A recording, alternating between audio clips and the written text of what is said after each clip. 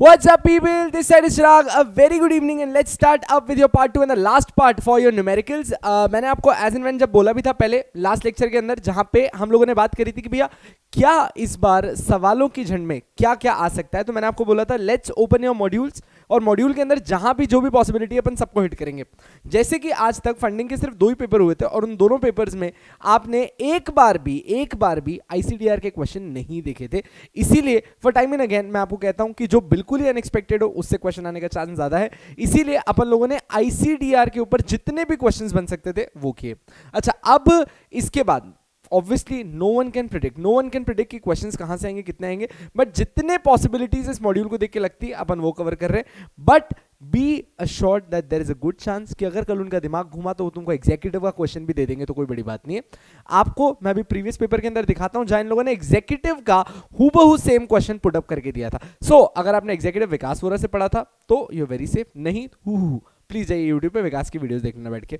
But on the contrary मेरे हिसाब से एग्जीक्यूटिव हिट करने की जरूरत नहीं, क्योंकि funding itself has good amount of questions to ask.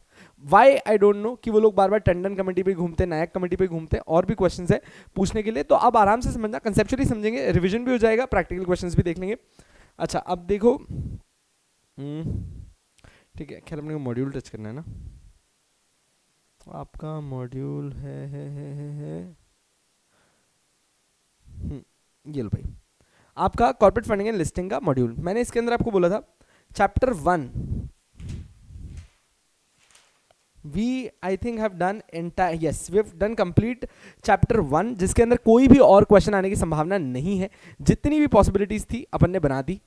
तो let's see, go to the index. Indian ICDS is done. REIT के ऊपर कोई प्रैक्टिकल क्वेश्चन नहीं बनता, इंफ्रास्ट्रक्चर ट्रस्ट के ऊपर भी कोई क्वेश्चन नहीं बनता। Exactly REIT and infrastructure trust same ही होते हैं, तो इसके अंदर थ्योरेटिकल क्वेश्चन ही ज्यादा आने का चांस है, जिससे मैंने आपको लेक्चर्स के अंदर ही बताया था एलिजिबिलिटी कंडीशन सबसे ज्यादा इंपॉर्टेंट होती है। अच्छा, इंडियन इक्विटी प्राइवेट फंडिंग की बात कर लो, ऐसा कुछ खासा दिख नहीं रहा उसके अंदर।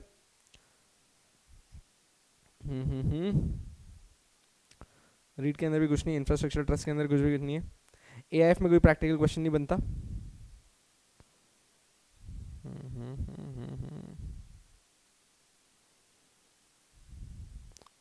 चैप्टर 5 में कोई प्रैक्टिकल क्वेश्चन नहीं है।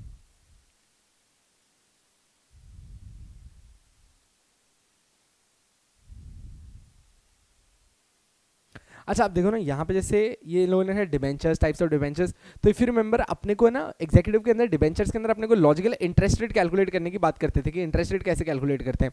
मैं उसी से मिलता जुलता एक क्वेश्चन कमर्शियल पेपर्स का भी आपको करवा दूंगा।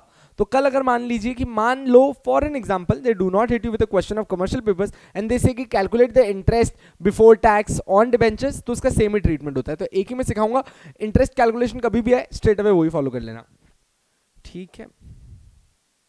तो एक अपन इसका चैप्टर 6 का एक डेट मार्केट वाला क्वेश्चन देख लेंगे, बस उसमें मैं आपको क्वेश्चन का टाइप दूसरा करा दूंगा, ठीक है।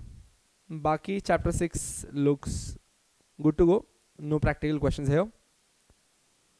चैप्टर 6 में green debt securities is very important for exams. मैंने आपको पहले ही बोला है, आपको जब मैंने लेक्चर लिए होंगे तब भी मैंने बोला होगा green debt is really important, so please do not miss on green debt securities. Masala bonds in chapter 7 is very important question. Masala bonds पे हमेशा क्वेश्चन आने का चांस रहता है, पिछले दोनों पेपर मसाला बॉन्ड पे हिट किया उन लोगों ने, तो again I would say do not miss. ये वाला जो चैप्टर है इस पे क्वेश्चन आने के चांस ज्यादा रहते हैं। डेट फंडिंग में इन लोग को इंडियन फंड बेस जिसमें गवर्नमेंट डेट की बात करें उनको ज्यादा पसंद है, ठीक है। प्रैक्टिकल क्वेश्चन इधर भी कहीं नहीं है। Islamic banking holds very important, Islamic banking hold very important, ठीक है। इसके नीचे सीएमए डेटा शीट है, ऑब्वियसली अब ये तो कौन ही करेगा बैठ के सीएमए डेटा शीट, तो आपने एग्जीक्यूटिव में बहुत किए। चैप्टर 8, अब चैप्टर 8 में इन लोगों ने एक जो आपको लेटर ऑफ क्रेडिट दिख रहा है इसके ऊपर क्वेश्चन दिया है। एग्जाम के अंदर लेटर ऑफ क्रेडिट के ऊपर क्वेश्चन आया था। अच्छा, रेपिटेटिवली अगर आप देखो ना, मैंने पूरा का पूरा बार बार वापस इस चैप्टर के अंदर जाके देखा कि क्या कोई गुंजाइश है, तो चैप्टर 6, 7, 8 में मेरे को 2 गुंजाइश दिखी। चैप्टर 6, 7, 8 में मेरे को 2 गुंजाइश दिखी, सुनना।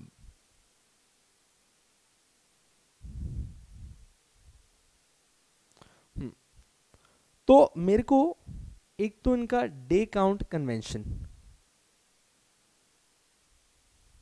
जो मैंने आपको अब भी सिखाया है, रीसेंट प्रीवियस लेक्चर्स के अंदर डे काउंट कन्वेंशन सिखाया है सर। वो एक दिन से आगे का अगर इंटरेस्ट रेट मतलब एक दिन अगर छुट्टी हो जाए इंटरेस्ट पेमेंट वाले दिन, तो नेक्स्ट डे पे क्या करना चाहिए, अभी वापस से वो रिवाइज करवा देता हूँ। एक डे काउंट कन्वेंशन है जो जिसके ऊपर क्वेश्चन आ भी चुका है और वापस आ भी सकता है। 7th और 8th में मेरे को लेटर ऑफ क्रेडिट के ऊपर वापस से क्वेश्चन आता हुआ दिख रहा है, that they can be chance कि लोग लेटर ऑफ क्रेडिट के ऊपर क्वेश्चन पूछे। कैसे करना है बता रहा हूं आपको, पहले अपन लाइन ऑफ एक्शन देख लेते हैं कि अपने को क्या करना है। तो भैया day count convention, letter of credit, और मेरे को वो जो आपको डिबेंचर का इंटरेस्ट कैलकुलेट करना था उसमें अपन लोग कमर्शियल पेपर का इंटरेस्ट कैलकुलेट करना सीखेंगे। कमर्शियल पेपर पे इंटरेस्ट कैलकुलेट करना सीखेंगे। अगर आपको कमर्शियल पेपर का इंटरेस्ट कैलकुलेट करना आ गया तो किसी भी चीज पे आ जाएगा।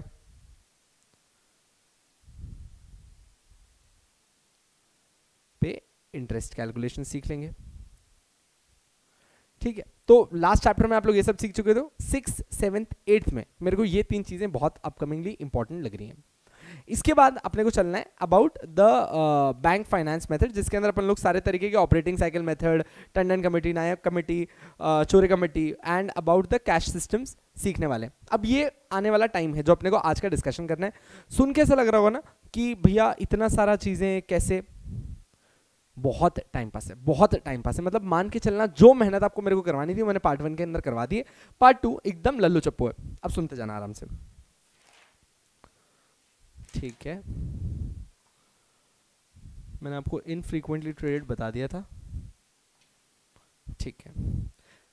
हाँ, तो यार एक काम करते हैं ना, ये सारे क्वेश्चंस आपके प्रीवियस ईयर पेपर के साथ देख लेते हैं। तो मैंने आपके सारे प्रीवियस ईयर पेपर्स निकाल रखे हैं। आ जाओ। अब ये देखो, जो मैं आपको डे काउंट कन्वेंशन की बात कर रहा हूं ना, वो इन लोगों ने प्रीवियस पेपर में, पिछले पेपर में पूछा था, इसीलिए बहुत इंपॉर्टेंट नहीं है बट आपको जानना जरूरी है। इसमें बोला explain with a suitable example the day count convention for debt securities. इन लोगों ने बोला कि एग्जांपल दे दो और हमको डे काउंट कन्वेंशन सिखा दो डेट सिक्योरिटीज का, जो सेबी की issue and listing of debt security regulation 2008 अभी पढ़ाया आप लोगों को कुछ दिन पहले, उसमें सिखाना है। अब देखो डे काउंट कन्वेंशन मैंने उस टाइम भी बोला था, आज ही बोल रहा हूं, बड़ी सिंपल सी चीज है, कुछ भी नहीं है। अगर आप लोग के दिमाग में कभी भी डे काउंट कन्वेंशन के लिए कोई कंसेप्ट में डाउट है तो कंसेप्ट सीखो। उन्होंने भी प्रैक्टिकल क्वेश्चन नहीं दिया है, मैं आपको पहले कंसेप्ट बता देता हूं। अब डे काउंट कन्वेंशन क्या बोलता है, देखो भैया, डे काउंट की बात कब आती है, डे काउंट की बात कब आती है। अच्छा, क्वेश्चन किसका है sir, listing of debt securities का, मतलब डेट सिक्योरिटीज में इंटरेस्ट पेमेंट पे डे काउंट करना है, डेट सिक्योरिटीज में इंटरेस्ट काउंट पे डे काउंट करना है, इतने में बोल रहे हैं ना ये, ठीक है। अब देखो, अभी डे काउंट कन्वेंशन के अंदर क्या बोलता है कि भैया कभी कभार ऐसा हो जाता है, वेट,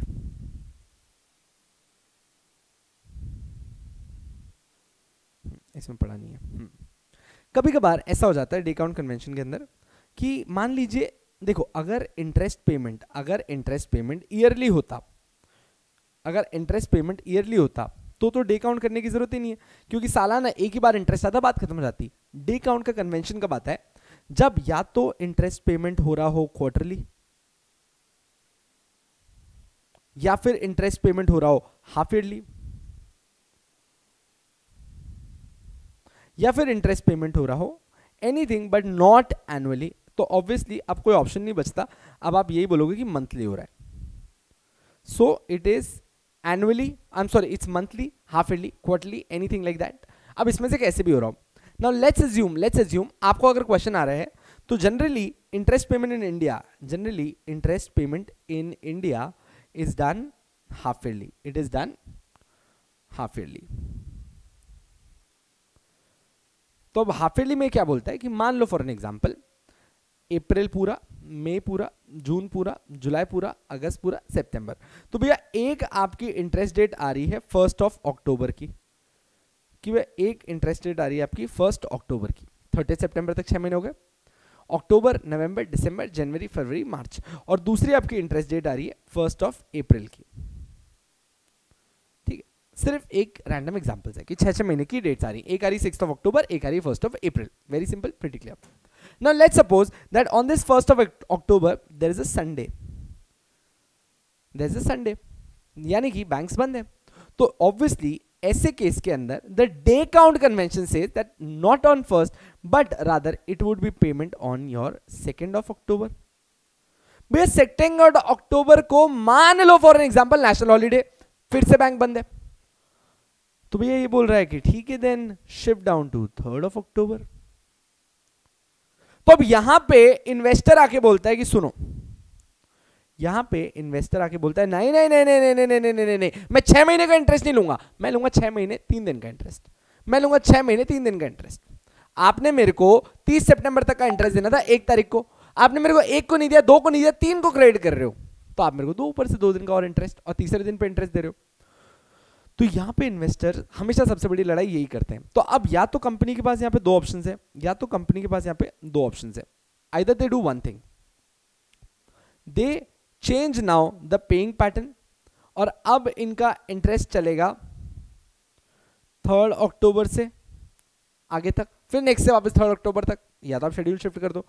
अब यार सेबी ने बोला तुमको एडे दिखते हैं क्या, अपन छुट्टी इनके हाथ में दी क्या, इन लोगों ने कोई डिफॉल्ट किया क्या, नहीं ना, अगर इन लोगों ने कोई डिफॉल्ट नहीं किया तो इनके पीछे क्यों पड़ रहे हो। और लल्लू एक बात समझ, तेरे को पेमेंट मान 3 अक्टूबर को मिले या फिर तेरे को पेमेंट 1 अक्टूबर को मिले, तेरे को 1 अक्टूबर से वापस से 31 मार्च तक पे इंटरेस्ट तो मिल ही रहा है ना, तो तू ऐसे क्यों सोच रहा है कि तेरे को इंटरेस्ट नहीं मिल रहा। तेरे को सिर्फ छुट्टी होने की वजह से तेरा पुराना इंटरेस्ट 1 दिन लेट मिल रहा है या 2 दिन लेट मिल रहा है। तो डे काउंट कन्वेंशन आपको पहली चीज क्या सिखाता है, डे काउंट कन्वेंशन आपको पहली चीज क्या सिखाता है कि ये पेइंग पैटर्न चेंज नहीं होता है। So even if there is a holiday, even if there is a holiday on the interest payment date, on the interest payment date, it doesn't make any difference, it doesn't make any difference. Pay the amount on the next day, pay the amount on the next day, and the interest would be up till 30th of September only. There would be no increased interest, there would be no additional interest for any number of days. One thing is clear, and the same pattern is going to get followed. There would be no difference because of this holiday, there would be no difference. This day count convention 1. Convention 2 क्या बोलता है, obviously this is a rare of rare case, but the convention 2 says over here, convention 2 is for our understanding, there is nothing called convention 2 per se.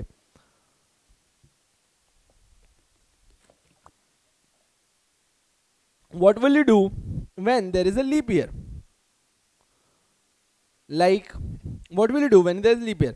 अभी जैसे आप monthly करके हो तो आप क्या करते हो इंटरेस्ट कैलकुलेट करने के लिए, भैया ऐसा मान लो कि भैया 10 लाख रुपए का अमाउंट है, तो आप आराम से क्या करते हो 10 lakh at the rate of 10% है मान लो पर एनम, तो आप मेरे को 6 मंथली इंटरेस्ट कैसे दोगे, आप बोलोगे 10 लाख इंटू 10%, तो भैया 1 लाख रुपए का ब्याज बनता है सालाना। अब क्योंकि सालाना तो अपन देने से रहे, तो सर आप हमको कितने दिन का दोगे, 6 महीने का दोगे, तो हम लोग इसको सीधा 1/2 कर देते हैं। तो सर आ गया हमारा इंटरेस्ट, 6 महीने में हमको 50,000 रुपए मिलेगा, सिंपल है ना, तुम ऐसे ही इंटरेस्ट कैलकुलेट करते हो।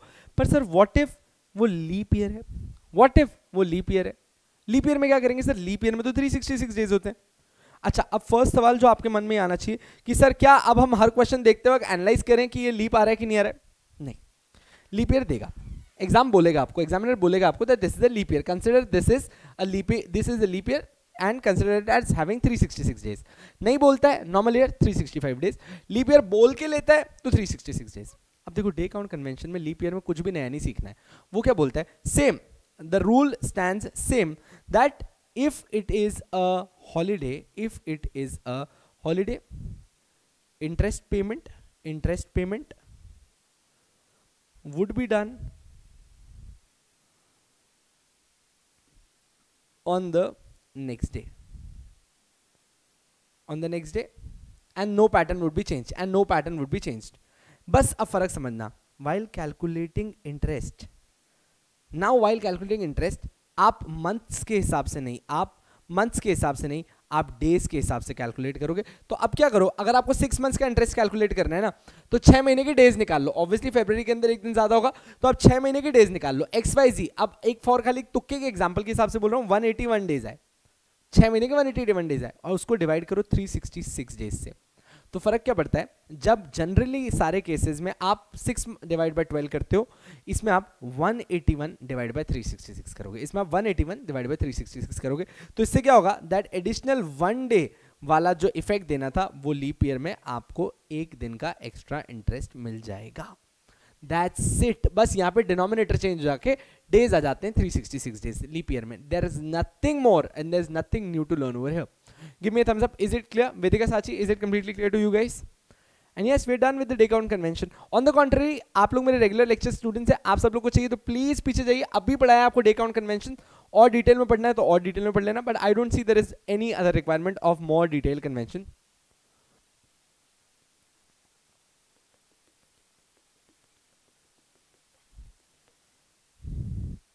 ठीक है, क्लियर है, बहुत ही बढ़िया। अच्छा, अब है ना, सिंस आप लोगों ने क्वेश्चन देख लिया, एक काम करते ना,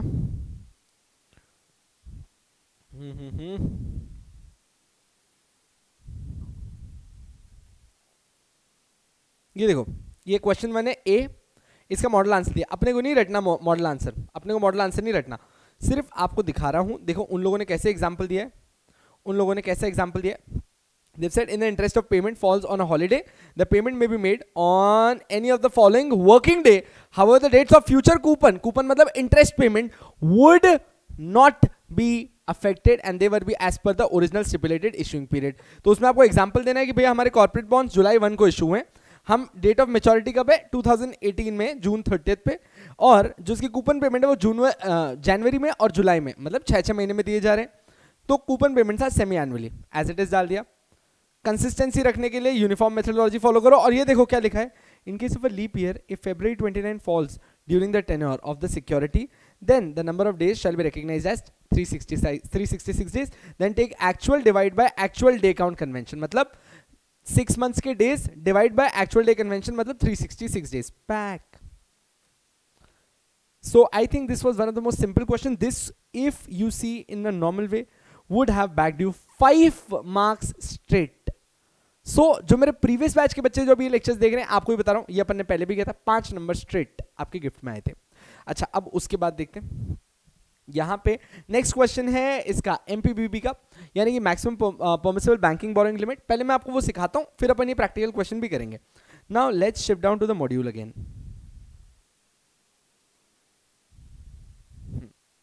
तो can I please mark our day count convention as complete for now? आपने बोला जी सर, मार्क इट कंप्लीट। ठीक है, let's go to letter of credit. Letter of credit, चलिए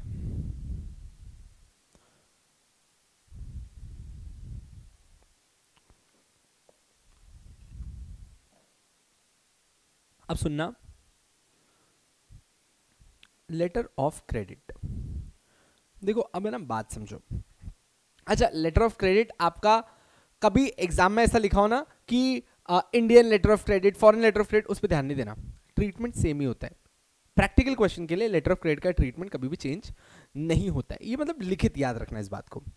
अब सुनना मेरी बात, लेटर ऑफ क्रेडिट होता क्या है? लेटर ऑफ क्रेडिट होता क्या है? जब कभी भी अपन एक बिजनेस कर रहे होते हैं, जब कभी भी अपन एक बिजनेस कर रहे होते हैं, तो बिजनेस में अपन लोग टाइम टू टाइम अपना रॉ मटेरियल परचेज करते हैं। अब देखो, आप है ना, इसको परचेज तो कर लेते हो, आप इसको परचेज करोगे, आप ऑर्डर प्लेस करोगे, ऑर्डर प्लेस करके वो ऑर्डर डिलीवर होगा, डिलीवर करने के बाद आप उसको यूज़ करोगे और फिर आप वापस से नेक्स्ट ऑर्डर प्लेस करोगे। अब इस साइकिल को आप अपनी ऑपरेटिंग साइकिल बोलते हो कि भैया रॉ मटेरियल आया, ऑर्डर लिया, फिनिश गुड्स बने, हम उसको सेल कर रहे हैं, तो एक लंबा प्रोसीजर होता है, टेक्स टाइम। अब एक बात समझना, आप रॉ मटेरियल परचेज कर रहे हो, लेट्स से दैट चिराग्स बिजनेस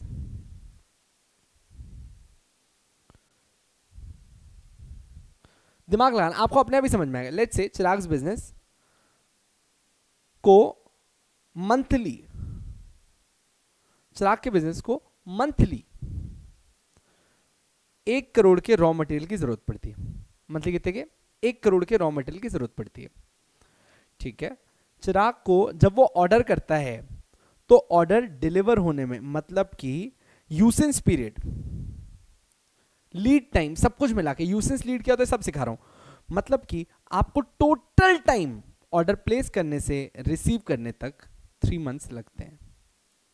मतलब अगर आपने आज ऑर्डर प्लेस किया ना तो वो ऑर्डर आपको 3 महीने बाद आता है, वो आपको 3 महीने बाद आता है। अब चलो अपन रेपिटेटिवली ऑर्डर प्लेस करते रहेंगे, रेपिटेटिवली ऑर्डर प्लेस करते रहेंगे। बट मेरे को एक बात बताओ, तो मेरे को आज करंटली, अगर मैं बात कर रहा हूं आज करंटली, मैं अगर मेरे सेलर को फोन लगा के बोलता हूं, आज मैं करंटली मेरे सेलर को फोन लगा के बोलता हूं कि भाई तू मेरे को ऑर्डर भेज, तो वो कितने दिन में आएगा? आपने बोला सर वो 3 मंथ्स के अंदर आपके पास आएगा, 3 मंथ्स के अंदर आएगा। सही बात है। अच्छा 3 महीने बाद आएगा, फिर मैं उसको पेमेंट करूंगा, फिर मैं वापस से नया ऑर्डर प्लेस करूंगा और फिर वापस आएगा, तो इसमें तो साइकिल टूट जाएगी। तो इससे बेटर क्या होता है, हम बोलते हैं कि भाई काम करना, तू एक लेटर ऑफ क्रेडिट बना ले। अभी लेटर ऑफ क्रेडिट बना के तू सेलर को दे दे, ये लेटर ऑफ क्रेडिट बना के तू सेलर को दे दे। अभी लेटर ऑफ क्रेडिट क्या बोलेगा कि भैया इस सेलर के बैंक अकाउंट में इतना पैसा पड़ा है, इस सेलर के बैंक अकाउंट में इतना पैसा है, तू डर मत, तू तो माल डिलीवर कर, तू क्यों रुक रहा है पैसे रिकवरी करने के लिए? अगर कल सेलर पैसा नहीं देगा ना, अपन लेटर ऑफ क्रेडिट के बहाने से चल के बैंक से पैसा विड्रॉ करके लाएंगे, तू टेंशन मत ले। तो लेटर ऑफ क्रेडिट आपके लिए गारंटी का काम करता है आपके सेलर की तरफ। लेटर ऑफ क्रेडिट आपके बैंक को बैंक के द्वारा दी गई गारंटी है सेलर को कि तू डर मत, तू तो माल दे, घड़े ही वापस पेमेंट करवा देंगे तेरे को। अच्छा अब मेरे को एक बात दिमाग लगाना, अभी क्या बोल रहे हैं ना, करंटली अपने को सेलर को बेयर मिनिमम, करंटली अपने को सेलर को बेयर मिनिमम कितने वैल्यू का लेटर ऑफ क्रेडिट दे के रखना चाहिए जिससे अपनी सप्लाई ना रुके, जिससे अपनी सप्लाई ना रुके। Okay Sachi Vedika, I would want you guys to give me your answer. आपके हिसाब से हमें कितने रुपए का लेटर ऑफ क्रेडिट बना के सेलर को दे देना चाहिए कि भैया हमारा सप्लाई ना रुके?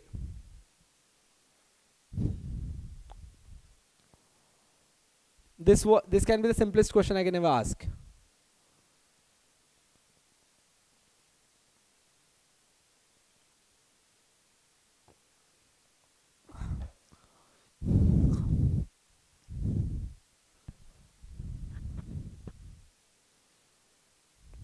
अच्छा नहीं आता तो टाइम मत वेस्ट करना, नो बोल देना।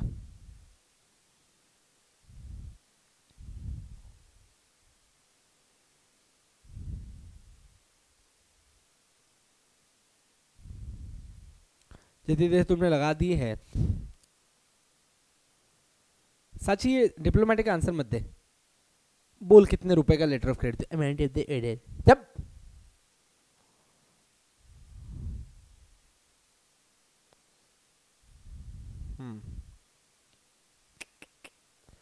मतलब मैंने इससे लॉलीपॉप चीज तो आज तक किसी को नहीं बना के दी होगी।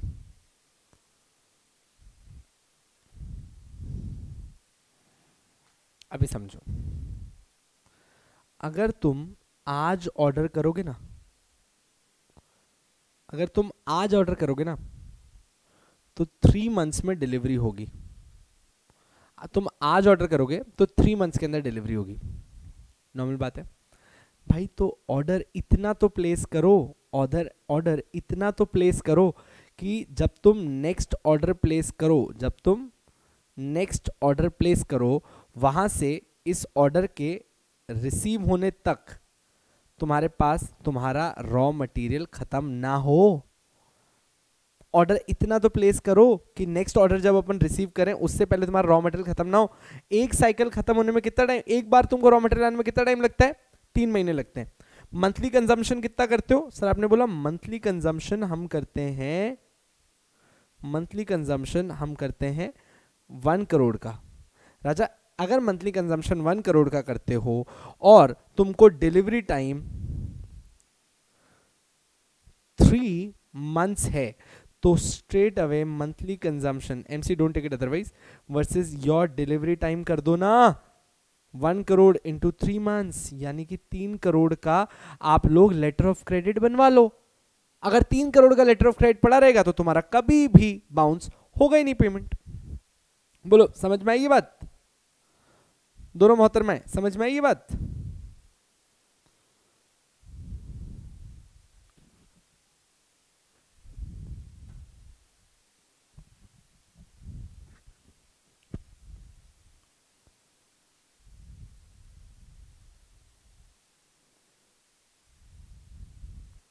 लिख लो।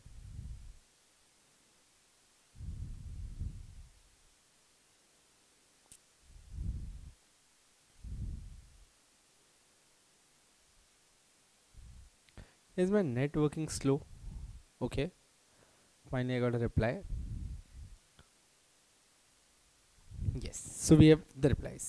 ठीक, अब सुनना, आराम से सुनना, समझना, एकदम दिल में जाएगा अभी। तुमको पता है अपन प्रैक्टिकल क्वेश्चन साथ में देखते ही चलेंगे।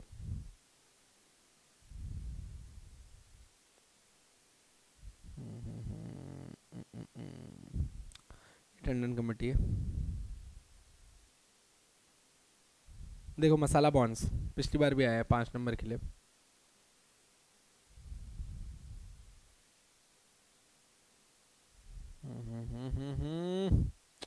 इसमें नहीं है, वेट, ठीक है, इसमें देख लेते हैं। ये आ गया ना, ये देखो। अच्छा, इससे लल्लू चप्पू क्वेश्चन तुमको नहीं मिल सकता था, स्ट्रेट अवे तुमको 5 नंबर देके जा रहा था। ये देखना, क्वेश्चन देखना। अच्छा, लेटर ऑफ क्रेडिट का क्वेश्चन है ना, हर बार ये ट्रीटमेंट होता है, कुछ नहीं होता इसमें। On the basis of information calculate करो the limit for letter of credit. Letter of credit की लिमिट कितनी होनी चाहिए फॉर द फाइनेंशियल ईयर 1920, जिसमें आपके सामने मधुकर एंटरप्राइजेस का सामना है। अच्छा देखो, अब देखो इसने क्या लिखा है, estimated raw material purchase for the financial year. अच्छा एक सेकंड, फाइनेंशियल ईयर में तुमने कितना परचेज किया कैश से, उसके क्या फर्क पड़ता है? पैसा दे दिया ना, लेटर ऑफ क्रेडिट में पैसे का कोई काम होता है क्या? तो याद रखना, लेटर ऑफ क्रेडिट के क्वेश्चन में अगर वो कभी भी तुमको ये बोले कि इतना रॉ मटेरियल हमने परचेज किया है और आगे कुछ नहीं लिखा हो, इसका मतलब है they have done it cash. जो कैश परचेज हो ना, उसको नेगेट करो, उसको कभी नहीं देखा जाता। कैश परचेज को कभी भी देखा नहीं जाता है, याद रखना इस बात को। Cash purchase is never seen. So now in this case, this 172.64 crore is worth no use. ये वेस्ट है, ठीक है। अच्छा, इसके नीचे इसने दिया है estimated purchase under letter of credit पूरे साल के लिए, पूरे साल के लिए estimated purchase of letter of credit कितना दे दिया? 69.41 करोड़। एक सेकेंड लो, मैंने तुमको पीछे क्या बताया था फॉर्मूले में? सर आपने बताया था मंथली कंजम्पशन निकालो और टोटल डिलीवरी टाइम कैलकुलेट करो। एक सेकेंड, ये पूरे साल का है तो तुम उधर इसमें कमेंट में लिखने की जरूरत नहीं, और ना तुम लोग जो कॉपी में देख अभी लिख रहे हो वीडियो देख के। सर इसमें दिया है estimated purchase under LOC for the entire year. ये एंटायर ईयर है 69.41, एंटायर ईयर है 69.41। अपने को मंथली कंजम्पशन चाहिए होता है। लेटर ऑफ क्रेडिट में अपन मंथली लिमिट्स के हिसाब से कैलकुलेट करते हैं। क्यों? क्योंकि नीचे देखो उसने मंथ्स में टाइम दिया है, उसने मंथ्स में टाइम दिया, ईयर्स में टाइम नहीं दिया हुआ है, तो आपको मंथ में ही कन्वर्ट करना पड़ेगा ना ऊपर भी। तो अच्छा एक बात बताओ, अगर 69.41 एंटायर ईयर का है, अगर 69.41 एंटायर ईयर का है, तो फिर ऐसे केस में एक महीने का कितना? आपने कहा सर सिंपल है, 69.41 डिवाइड बाय 12 कर दो, 69.41 डिवाइड बाय 12 कर दो। क्वेश्चन सॉल्व कर रहे हैं अपन, क्वेश्चन सॉल्व कर रहे हैं, डोंट वरी। अच्छा, अब इसने बोला लीड टाइम। अच्छा, लीड टाइम का मतलब क्या होता है? आपके ऑर्डर प्लेसमेंट से लेके वो आपका ऑर्डर शिप करे, इसको लीड टाइम बोलते हैं। हमको क्या करना, हम तो ऑर्डर प्लेस से लेके डिलीवरी टाइम तक सबको जोड़ते हैं, ऑर्डर प्लेस से लेके डिलीवरी टाइम तक सब कुछ जोड़ते हैं।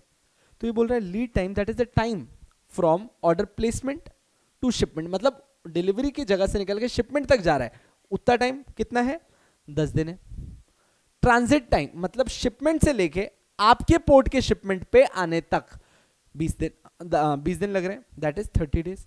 अच्छा, अब उसके बाद बोल रहा है क्रेडिट यूसेंस पीरियड अवेलेबल। अभी क्रेडिट यूसेंस पीरियड अवेलेबल का मतलब क्या है कि भाई ये रॉ मटेरियल आप लोग, अच्छा आप लोग जब कभी भी ऑर्डर प्लेस करते हो तो उसको टोटल आपके पास आने में और खत्म होने में 3 महीने लगते हैं।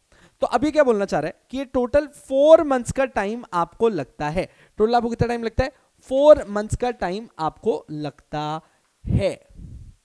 अच्छा, यू वांट मोर यूसेंस का मतलब, रुको, यूसेंस का मतलब होता है the time allowed by the seller to the buyer for payment, the time allowed by the seller to the payment. अच्छा, अब सुनना, यूसेंस का मतलब होता है इतना टाइम वो बंदा तुमको दे रहा है पेमेंट करने के लिए। अच्छा, अब आप उसको लेटर ऑफ क्रेडिट दे रहे हो, आप उसको अब लेटर ऑफ क्रेडिट दे रहे हो। अब वो बोल रहा है कि लेटर ऑफ क्रेडिट में तू कितनी वैल्यू का लेटर ऑफ क्रेडिट देगा, तू कितनी वैल्यू का लेटर ऑफ क्रेडिट देगा। आपने कहा रुक, तू मेरे को कितने दिन का टाइम दे रहा है, तो उसने बोला यूसेंस में मैं तेरे को 3 मंथ्स का टाइम दे रहा हूं। आपने कहा ठीक है, मतलब जब से माल मेरे पास आ जाएगा, जब से माल मेरे पास आ जाएगा वहां से 3 महीने में मेरे को तेरे को पेमेंट करना है। इसने कहा वहां से 3 महीने में तेरे को मेरे को पेमेंट करना है। इसने कहा एक बात बता, तेरे वहां से शिपमेंट होने में कितने दिन लगते हैं। इसने बोला 10 डेज। शिपमेंट को यहां तक आने में कितने दिन लगते हैं। इसने बोला लीड टाइम। हमने कहा हाँ। इसने कहा 20 दिन। तो आपने बोला तो मतलब तू ये कहना चाह रहा है कि तेरे वहां से माल मेरे पास आने में 30 डेज लगते हैं, यानी कि 1 मंथ लगता है, तू ये कहना चाह रहा है ना। इसने बोला हाँ, मेरे यहां से आने में 1 मंथ लगता है। बोले बहुत ही बढ़िया, तो 1 मंथ तो तेरे यहां से आने में लगता है, और तू मेरे को कितना टाइम दे रहा है। इसने बोला 3 मंथ्स। तो हमने कहा मतलब कुल मिला के तू हमको एक ऑर्डर का फाइनल पेमेंट करने के लिए 4 मंथ्स का टाइम देगा। एक ऑर्डर का फाइनल पेमेंट करने के लिए 4 मंथ्स का टाइम देगा, कंप्लीट साइकिल कंप्लीट करने के लिए। इसने कहा हाँ, तेरे को 4 मंथ्स का टाइम दूंगा। हमने कहा ठीक है, मंजूर। अच्छा, अब हम तो तेरे साथ एवरी मंथ ऑर्डर प्लेस करेंगे, हम तो तेरे साथ एवरी मंथ ऑर्डर प्लेस करेंगे, हम तो तेरे साथ एवरी मंथ ऑर्डर प्लेस करेंगे ना। तू हमको 4 मंथ्स का टाइम दे रहा है, मतलब अगर मैंने तेरे साथ जनवरी में ऑर्डर प्लेस किया 1 जनवरी को, तो जनवरी में तू बोल रहा है पेमेंट मत करना, फेब में तू पेमेंट बोल रहा है पेमेंट मत करना, मार्च में तू बोल रहा है पेमेंट मत करना, अप्रैल में तू बोल रहा है पेमेंट मत करना। तो ये लेटर ऑफ क्रेडिट 4 महीने तक रहेगा। पर मई में तू मेरे को क्या बोलेगा कि भाई अब पेमेंट करो। मई में तू बोलेगा मेरे को अब पेमेंट करो, तो मेरे को ये तो डिसाइड करना पड़ेगा ना कि मेरे लेटर ऑफ क्रेडिट की कितनी वैल्यू होनी चाहिए, मेरे लेटर ऑफ क्रेडिट की कितनी वैल्यू होनी चाहिए, ताकि मैं अगर जैन का पेमेंट कर रहा हूं, फेब का पेमेंट कर रहा हूं, मार्च अप्रैल में कंटिन्यूटी बनी रहे, कभी भी मेरे लेटर ऑफ क्रेडिट की वैल्यू कम ना पड़े। जैसे कि मान लो फॉर एन एग्जांपल, जनवरी के हिसाब से मेरे को 5 करोड़ पे करना है, फरवरी में मेरे को 5 करोड़ का माल लग रहा है। अच्छा एक काम करते हैं ना, अपना ही एग्जांपल ले लेते हैं इसी में, जैन फेब मार्च अप्रैल में। अच्छा अभी अपना यूसेंस पीरियड कितना निकल रहा है इस क्वेश्चन के हिसाब से। आपने बोला सर हमारा जो पूरा टोटल टाइम निकल रहा है दैट इज 4 मंथ्स, 4 मंथ्स निकल रहा है, ठीक है। अच्छा मेरे को एक बार प्लीज आंसर्स में बताओगे क्या, मंथली कंजम्पशन कितना आ रहा है अपना, मंथली कंजम्पशन कितना आ रहा है अपना।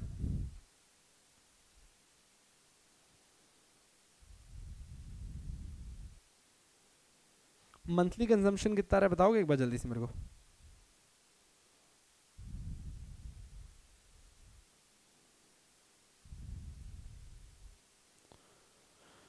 5.78, ठीक है एकदम। देखो तो भैया आपका मंथली कंजम्पशन आपको लगता है 5.78, हर महीने आपको 5.78 लगता ही है। ये सिर्फ एक मिनट समझाने के लिए है, 5.78 लगता ही है। अच्छा तो योर मंथली कंजम्पशन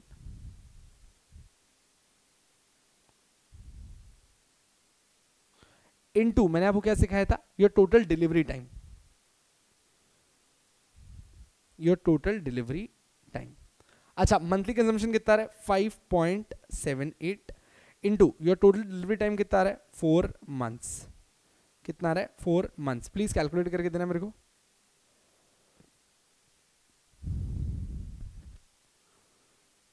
आपका लेटर ऑफ क्रेडिट की वैल्यू निकलनी चाहिए 23.13 करोड़, जिसको आप राउंड ऑफ करके 23 करोड़ भी छोड़ सकते हो, कोई दिक्कत की बात नहीं है। क्या आप सब लोग मेरे साथ 23 करोड़ पे हैं, क्या आप सब लोग मेरे साथ 23 करोड़ पे हैं। 23.12 उसको राउंड ऑफ कर 1312 doesn't make a difference, 23 crore पे आ गया। अब आपको क्या समझ में आया, whenever they ask you that ये जो इन्फॉर्मेशन हमने दी है इसके ऊपर limit of letter of credit check करो, तो limit of letter of credit का एक ही फॉर्मूला होता है जो आप लिख के रख लो, दैट कन्वर्ट। अब देखो कभी भी याद रखना, मैं इसमें ना कुछ आपको फॉर्मूलाज लिखा कुछ बेंचमार्क रूल्स दिखा रहा हूं, वो लिख लो, फिर आप इस क्वेश्चन को सॉल्व कर सकते हो। Limit of letter of credit, rule 1, ignore cash purchase, ignore cash purchase, ठीक है एवरीवनस क्लियर, ठीक है ignore cash purchase, we done. आप 23.12 भी लिखो तो भी चलेगा, 23 लिखो तब भी चलेगा, राउंडिंग इट ऑफ चलता है। Ignore cash purchase. Second, calculate monthly consumption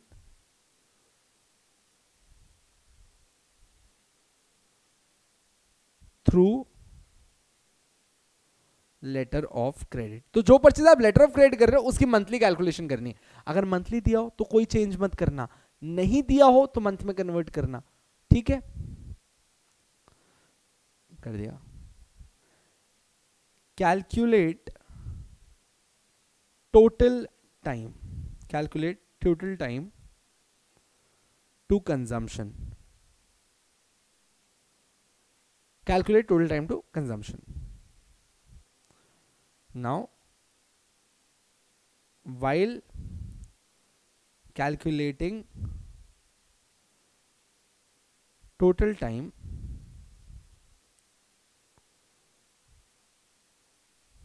lead time is taken.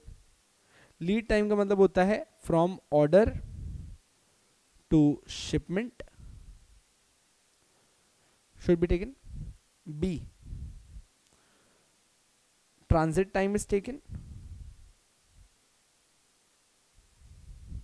transit time होता है from shipment to delivery, and usance time is taken, that is time allowed to repay, time allowed to repay. बस ये उतार के रख लो, खत्म। Letter of credit आया तो ये उतार के रख लो, जल्दी से लिख लो। मैं जब तक से मेरी पानी की बॉटल भर के आ रहा हूं, 1 मिनट में।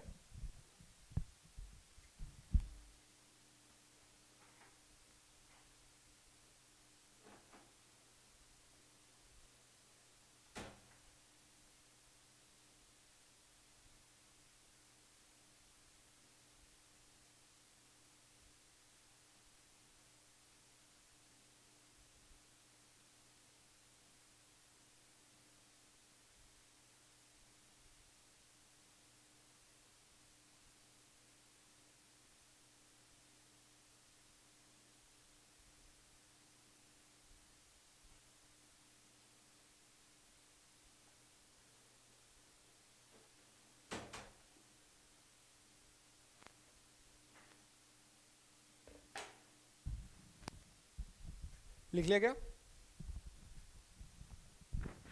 ठीक है। सो नाउ मैंने आप लोग को डे काउंट कन्वेंशन पूरा लिखा दिया है, उसका ट्रीटमेंट पूरा लिखा दिया है, लिमिट ऑफ वेलोसिटी लिखा दिया है, दोनों करवा दिए। सबके अपने प्रैक्टिकल क्वेश्चन देख लिए। अब बनता है सर अपने जो लिमिट ऑफ वेलोसिटी देखा, आप क्या इसका एक बार हमको आंसर दिखा दोगे?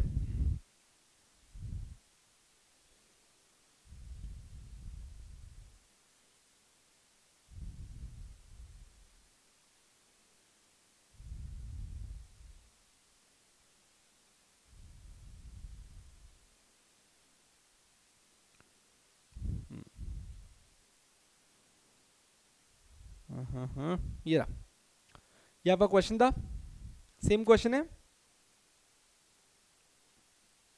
आंसर देख लो। देख लो फॉर्मेट क्या रखा है इन लोगों ने, serial number particulars, they have kept it very simple very clear. Serial number particulars, सबसे पहले उन्होंने लिखा ना annual consumption of raw material to be purchase under LOC, मतलब कि जो कैश परचेज है उसको इग्नोर करना है। अपना रूल 1 फॉलो किया आपने, इन लोगों ने भी किया है। आगे भैया कितना है 69.41, बट हमको तो एवरेज मंथली पे चाहिए होता है, सॉरी एवरेज मंथली परचेज चाहिए होता है। तो 6941 डिवाइड बाय 12 किया तो कितना आ गया 5.78 करोड़, आपने भी निकाला था, ठीक है। लीड टाइम 10 दिन था, लीड टाइम का मतलब क्या होता है, time from order placement to shipment. Transit time 20 दिन था, ले लिया। क्रेडिट पीरियड अवेलेबल था 3 मंथ्स, इन तीनों को जोड़ना होता है। क्या अपन ने अपने फॉर्मूला के अंदर लिखा था कि हमेशा पूरा टोटल डिलीवरी टाइम निकाल लो, जो आता है उसको आप टोटल पीरियड बोलते हो। It came 4 months. रिक्वायरमेंट क्या है ऑफ एलसी, मतलब लेटर ऑफ क्रेडिट की रिक्वायरमेंट क्या है, तो बी इंटू एफ किया। बी क्या था यहाँ पे एवरेज मंथली परचेज, एफ क्या था टोटल पीरियड, तो हमने क्या मंथली कंजम्पशन इनटू सेम का सेम यही डिलीवरी टाइम किया था, that is 5.78 into 4, that came to 23.14 CR, जिसको मैंने बोला था आप लोग रेकमेंड करके 23 करोड़ कर सकते हैं। Satisfied, completely understood, please give me a thumbs up. क्या कंप्लीटली अंडरस्टूड है, कोई दिक्कत तो नहीं है?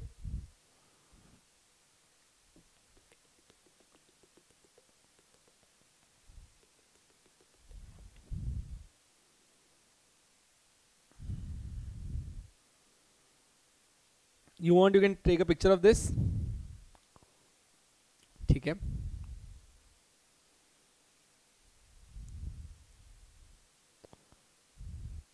चलो, आई am assuming that you done. चलिए भाई और बहनों, हाँ हाँ, आ जाओ भैया वापस।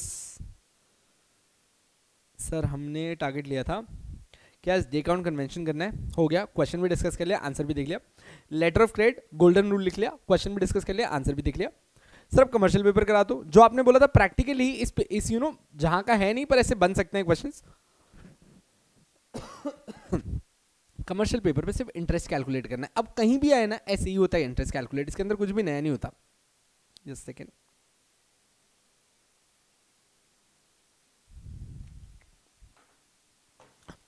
सॉरी।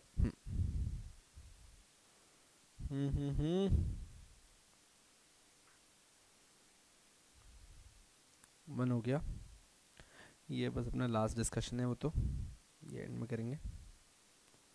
और क्वेश्चन तो नहीं है यहाँ पे इसमें, एक सेकेंड।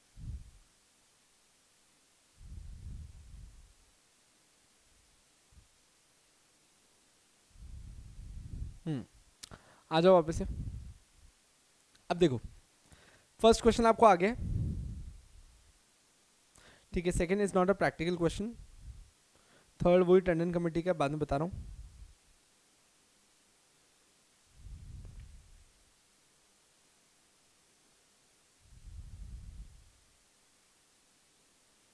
बहुत ही प्यारा क्वेश्चन दिया था इन लोगों ने यार, मैं इसके पेपर के थ्रू जा रहा था, मतलब बोर हो रहे होंगे तो इन लोगों ने लोग क्वेश्चन डाल देते हैं अननेसेसरली। ये देखो, can you see this question, the question stands eight,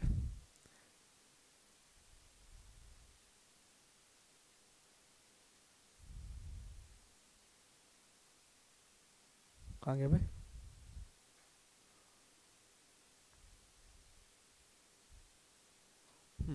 question 4,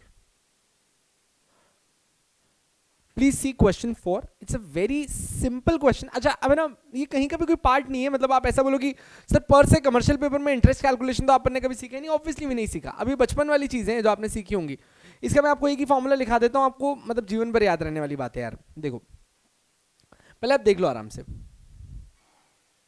commercial paper sold किए एट डिस्काउंट, मतलब it is issued at discount and redeemed at par. It is issued at discount, redeemed at par, ठीक है, at discount from its face value, और उसको redeem करेंगे उसकी face value पर। Calculate करना है आपको प्री टैक्स, प्री टैक्स को इग्नोर करना है। प्री टैक्स का मतलब होता है कि अभी तक डिस्ट्रीब्यूट नहीं किया तो टैक्स नहीं लगाया। Cost on annualised basis of commercial paper, आपको इसकी कमर्शियल पेपर की एनुअलाइज्ड कॉस्ट निकालनी, मतलब कि कंपनी ने जिसने इस पेपर को इशू किया उसको कितना इंटरेस्ट भरना पड़ा, कंपनी ने जिस पेपर को इशू किया उसको कितना कॉस्ट भरना पड़ा, उसको आप बोलते हो annualised commercial paper cost. Company को कितना इंटरेस्ट देना पड़ा, तो कंपनी ने एक कमर्शियल पेपर डिस्काउंट पे इशू किया और उसको रिडीम किया फेस वैल्यू पे। आपको ये बताना है कि कंपनी को उस पे एनुअलाइजली कितना इंटरेस्ट देना पड़ा। आपके इस पेपर की वैल्यू थी 5 लाख रुपए और ये 180 दिन की मेच्योरिटी पे आया था। नेट अमाउंट रियलाइज्ड वाज 4,80,000, मतलब कि जब इन लोगों ने उसको इशू किया तो 4,80,000 पे किया, रिडीम किया तो 5 लाख पे किया। रिडेम्पशन 180 दिन में हो गया, रिडेम्पशन 180 दिन के अंदर हो गया। आप मेरे को एनुअलाइज्ड बताओ कि कंपनी की कॉस्ट क्या है। चलो ठीक है, आप दोनों को 2 मिनट का टाइम दे रहा हूं, वैसे 2 मिनट की जरूरत नहीं है इसके अंदर प्रैक्टिकली, बट चलो 2 मिनट का टाइम दिया, सोच के बताओ कितना आ रहा है आंसर, सोच के बताओ कितना आ रहा है answer. Assuming that there are 360 days, I'll calculate the same with you.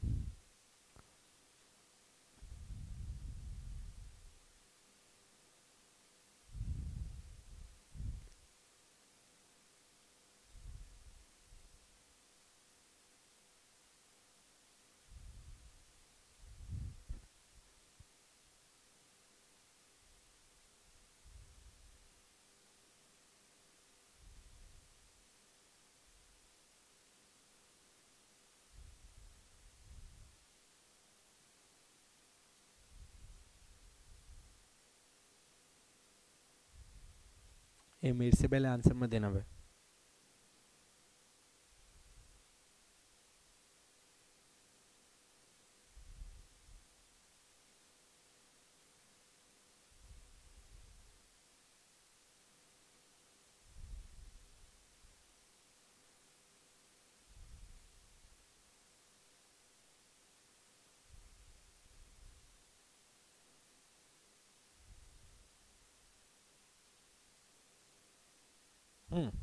8.33%.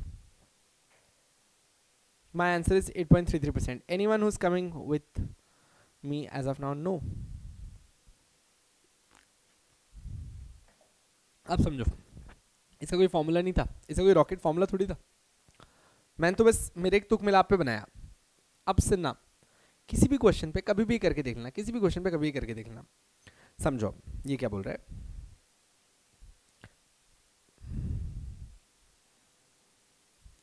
Calculation of interest, मतलब कैलकुलेशन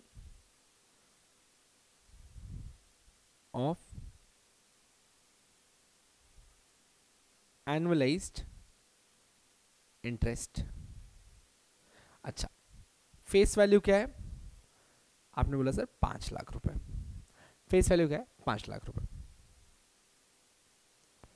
अच्छा, अपन ने इशू प्राइस कितने पे रखी? 4,80,000 रुपए। मतलब रिडीम 5 पे करेंगे, इशू 4,80,000 पे किया है। तो मेरे को प्रॉफिट बता सकते हो कितना है? प्रॉफिट बता सकते हो कितना है? आपने बोला सर प्रॉफिट हो रहा है इसको 20,000 का। कितने दिन में प्रॉफिट हो रहा है ये बता सकते हो? आपने कहा सर वो 180 डेज में रिडीम हो रहा है।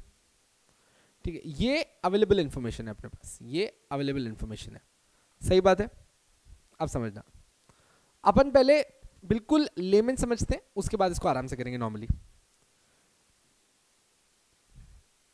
अगर मेरा प्रॉफिट 20,000 है तो मुझे 20,000 का प्रॉफिट हुआ है, मुझे 20,000 का प्रॉफिट हुआ है।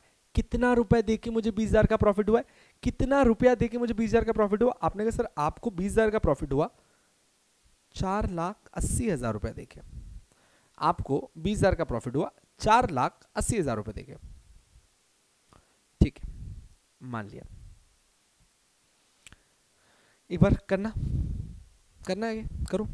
आपने कहा सर इतना प्रॉफिट हुआ। अच्छा एक सेकेंड, पर सर ये प्रॉफिट पे आप अगर कैलकुलेट करोगे तो ईमानदारी से देखा जाए तो अब अपने को इसको 360 डेज पे कन्वर्ट करना है ना। आपके पास जो प्रॉफिट था वो तो 180 डेज का था, तो अपने को इसको 360 डेज पे कन्वर्ट करना है, इसलिए मैंने इसको इंटू 360 डिवाइड बाय 180 कर दिया।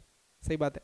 और इसने आपसे एनुअलाइज्ड इंटरेस्ट रेट मांगी है जो अपन ने दिया है, तो इसको कन्वर्ट करने के लिए मैंने इसको इंटू 100 कर दिया। इसको कन्वर्ट करने के लिए मैंने इसको इंटू 100 कर दिया। तो भैया मेरे को 20,000 का प्रॉफिट हुआ 4,80,000 रुपए, जिसको मैंने ईयरली बेसिस पे एनुअलाइज टर्नओवर के लिए कन्वर्ट किया और फिर उसको परसेंटेज में डाल दिया। देखो इसका आंसर क्या रहा है, please Sachin Vedika please give me the answer. इसका आंसर क्या रहा है?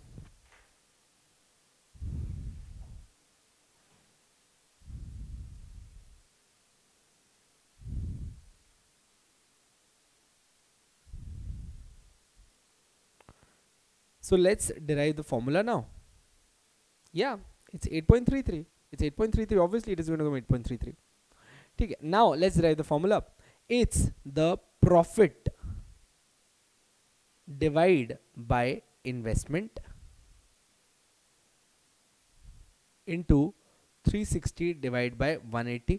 अब यहाँ पे कुछ भी हो सकता है, यहाँ पे कुछ भी हो सकता है। इंटरेस्ट क्वार्टरली हो सकता था तो प्लीज क्वार्टरली ले लेना। अब ये मत बोलना कि सर क्वार्टरली की दिया तो कितने दिन लेना, ये मत कर देना, 90 हो जाएगा वो। सो इंटरेस्ट पेमेंट कितना भी हो बस आप उतना ले लेना भाई। अगर यहाँ पे उसने 90 डेज के लिए दिया है तो अपन बाय 90 कर देंगे, खत्म। अब उसके अंदर कोई चेंजेस नहीं है, ठीक है। और क्योंकि इंटरेस्ट रेट को आपको परसेंट पे लेना है into 100। Now how to calculate profit. Obviously अब ये इतनी स्कूल वाली चीज जो मैं सिखा रहा हूं,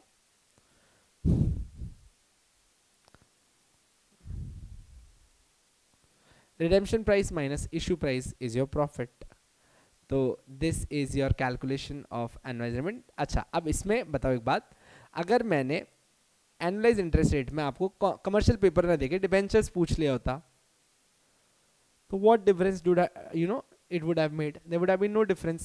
So this is how you calculate. हमेशा याद रखना, profit divide by the amount of money you have invested, not the face value, the amount of money you have invested into 100। तो उससे आपका परसेंटेज आ जाता है, उससे आपका परसेंटेज आ जाता है। अब आपको उसको जिस तरीके से चाहिए, 6 मंथली चाहिए, एनुअली चाहिए, उस हिसाब से सामने इंटू कर लो। Are we clear to both of you? Are we clear? Sir ये तो मैंने देख लिया, एक बार वो क्वेश्चन का आंसर आईसीएसआई के मॉड्यूल के हिसाब से भी दिखा दो ना। This is 4C,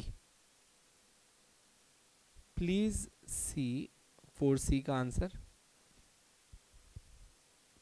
face value minus amount realised, उन लोगों ने face value minus amount realise किया, मतलब 5 लाख माइनस 4,80,000 किया तो 20,000 आया, divide by net amount realised 4,80,000। अब देखो तो आईसीआईसीआई का फॉर्मूला मेरे को तो पर्टिकुलरली बहुत ही इरिटेटिंग लग रहा है। Face value minus amount realise divide by net amount realise. अगर इनके हिसाब से नेट अमाउंट रियलाइज की बात करें तो what they are doing is they are calculating it in the perspective of the investor, जबकि क्वेश्चन देखो अगर तुम तो क्वेश्चन पूछ रहा है calculate annualise basis of commercial paper. Annualise basis company calculate करती है, इन्वेस्टर नहीं। इन्वेस्टर क्यों एनुअलाइज बेसिस कैलकुलेट करेगा when the paper is of 180 days. इसीलिए ये फॉर्मूला, क्योंकि इसका कोई स्टैंडर्ड डेरिवेशन नहीं होता, इसीलिए इन लोगों ने face value minus annual realisations लिखे और अपन लोगों ने अपना डेरिवेशन लिखा which is 110% correct, you need not worry with that. एकदम ठीक है, तो कोई इसका ऐसा रॉक सॉलिड फॉर्मूला नहीं होता है। बोलो, are you both very clear with this? The answer is 8.33%. You guys have reached that answer.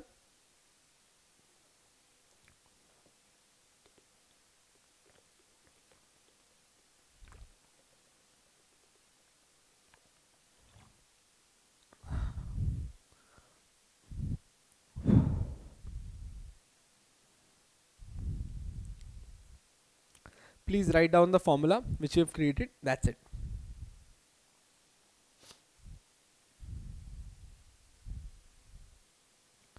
तो sir day count convention with question is done, letter of credit with question is done, commercial papers with question is done, and last is our committees, जो मेरे हिसाब से अब आखिरी चरण में आपको लेके जाएगा। इट शुड टेक अस थोड़ा सा time but would be done very nicely, very simply. अच्छा, कमिटीज आप सबने मुझसे पढ़ी हुई है, ऐसी बात नहीं कि आपको नहीं पता नायक कमेटी क्या होती है, टंडन कमेटी क्या होती है, या फिर blah blah blah blah blah. So obviously it's just a revision for you for the committees and at the same time हम प्रैक्टिकल क्वेश्चन सॉल्व कर लेंगे। We'll do two practical questions,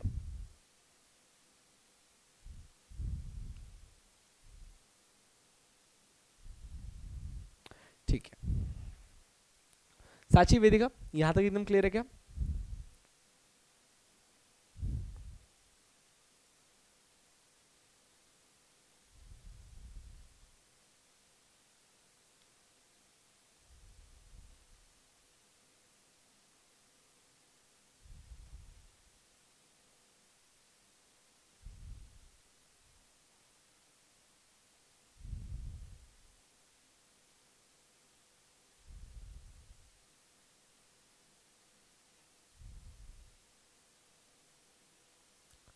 ठीक है, 274 से 276 तक,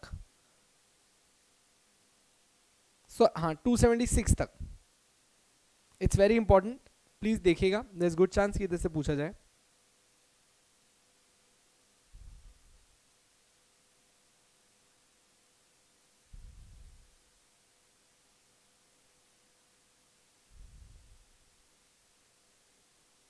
ठीक, अच्छा नीचे 13th में और 14th में देयर नो क्वेश्चंस, ठीक है। 15 16, अच्छा ना 15 और 16 से फेयर मत रखना, 15th और 16th में क्वेश्चंस आईसीडीआर के ही आते हैं। You feel like that this is 15 and 16 but this is ICDR question. मन करे, टाइम मिले, हार्डली 5-7 पेजेस का एक एक चैप्टर है, देख लेना एक बार, बट मेरे हिसाब से again not to be bugged with. Okay, अभी के लिए अपन वापस ऊपर चलते हैं। तो मेरे हिसाब से अपन ने सब एनालाइज कर लिया है। यहाँ तो मुझे कहीं क्वेश्चन दिख नहीं रहे, अब सिर्फ कमिटीज ही बचती हैं।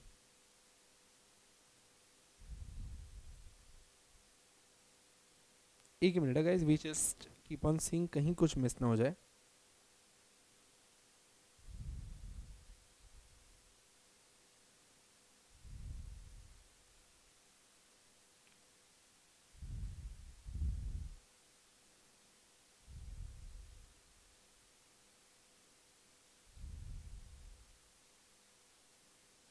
आईएमएफ की lending is very important, IMF और इसके बारे में अच्छे से पढ़ना, 9 chapter. FCEBs are very important.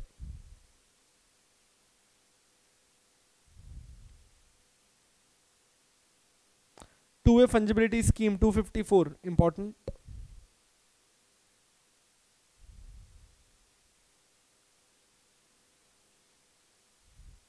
ECBs जो न्यू ट्रैक 1 ट्रैक 2 की लिमिट्स आई हैं इंपॉर्टेंट। नेगेटिव लिस्ट जरूर देखना, मतलब यानी कि जो एंड यूज रिजल्ट्स हैं वो बहुत इंपॉर्टेंट है ECBs में।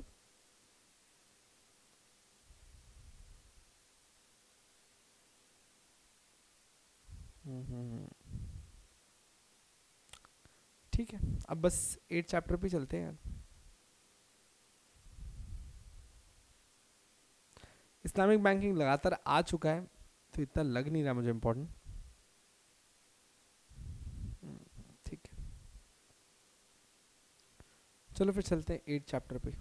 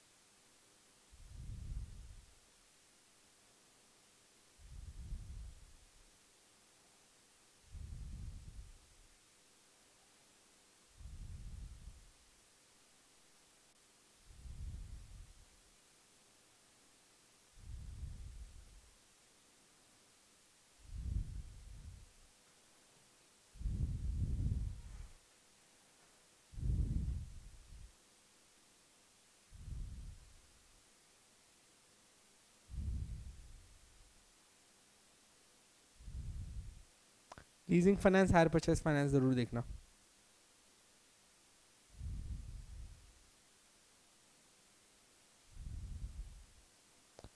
जैसे ECB जरूर देखना, ECB में एंड यूज जरूर देखना,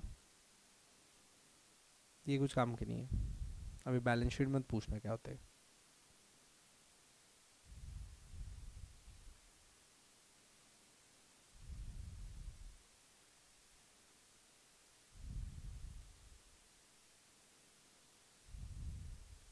Obviously we are not going to discuss this how to prepare a CMA data sheet, ये आपके एग्जीक्यूटिव में भी चलता है, देखने का मन तो देख लेना। मतलब this could be the last thing I can ever imagine in the universe की ये पूछ लें, तो ये आप देख लें, ये मैंने आपको रेगुलर लेक्चर्स के अंदर सिखाया भी था।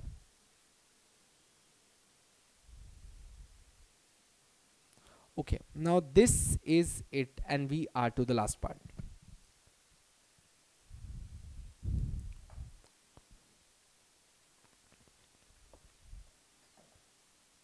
अगर आप मेरे प्रीवियस बैच के स्टूडेंट रह चुके हैं, जिनमें बहुत सारे लोगों के पास मेरे लेक्चर्स हैं, मैंने आपको उस टाइम भी बताई थी बात कि ये मॉड्यूल में गलत दिया गया है।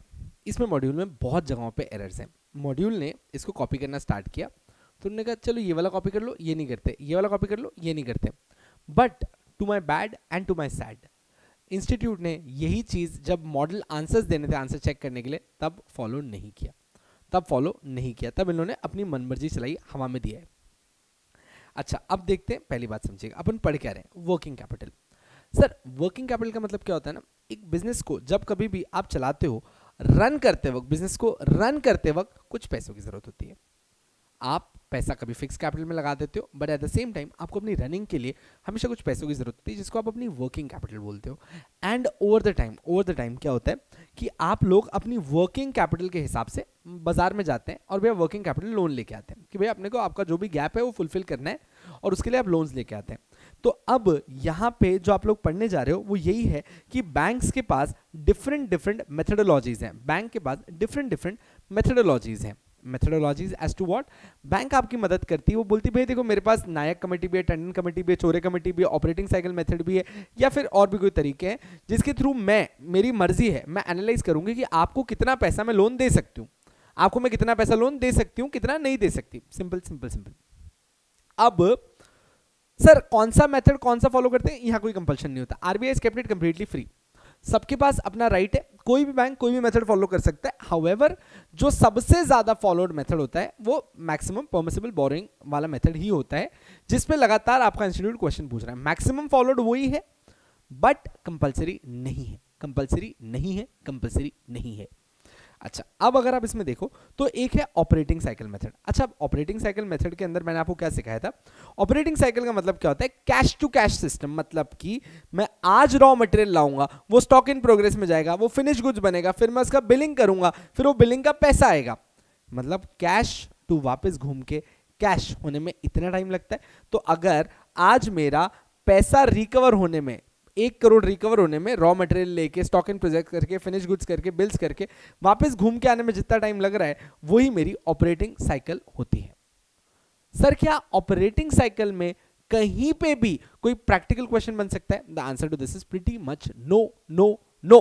ऑपरेटिंग साइकिल पे क्वेश्चन नहीं बन सकता। रीड करके देख लेते हैं। Any manufacturing activity is characterised by a cycle of operation, जहां पे आप रॉ मटेरियल परचेज करते हो कैश देके, फिर आप उससे फिनिश गुड्स बनाते हो, फिर आप उसको बेच के वापस कैश करते हो, और वापस से फिनिश गुड्स बनाते रहते हो, और चलता रहता है। The time gap between cash outlays, cash के जाने से लेके कैश के वापस आने तक, and cash realization by sale of finished goods and realization of sundry debtors is known as the length of your operating cycle। आपके ऑपरेटिंग साइकिल का लेंथ होता है जहां से आपका कैश गया था वहां से वापस जब आ रहा है, इन दोनों के बीच का जो टाइम है वो आपका ऑपरेटिंग साइकिल है। Now operating cycle is also known as cash to cash cycle and this indicates how cash is converted into raw material. Cash को कैसे रॉ मटेरियल में कन्वर्ट किया जाता है, फिर स्टॉक इन प्रोग्रेस में कैसे फिनिशेड गुड्स में जाता है, कैसे बिल्स में जाता है, और कैसे वापस से घूम के वो कैश के लिए आ जाता है। Working capital is the total cash that is circulating in this cycle. So now therefore working capital can be turned over or redeployed after completing the cycle। तो working capital का मतलब क्या होता है ना?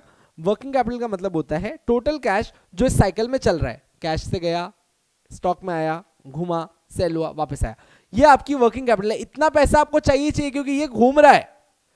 So therefore working capital can be turned over or redeployed after completing the cycle।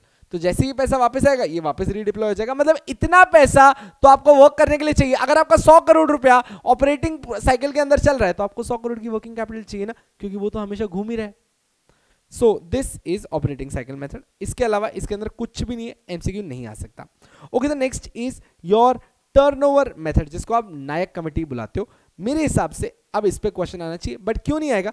क्योंकि ये इतना सिंपल है। क्योंकि ये इतना सिंपल है, अगर यहां इंस्टीट्यूट आपको क्वेश्चन दे रही है ना, तो अपने जीवन की सबसे बड़ी गलती कर रही है, क्योंकि तुम 5 नंबर खींच के लेके चले जाओगे।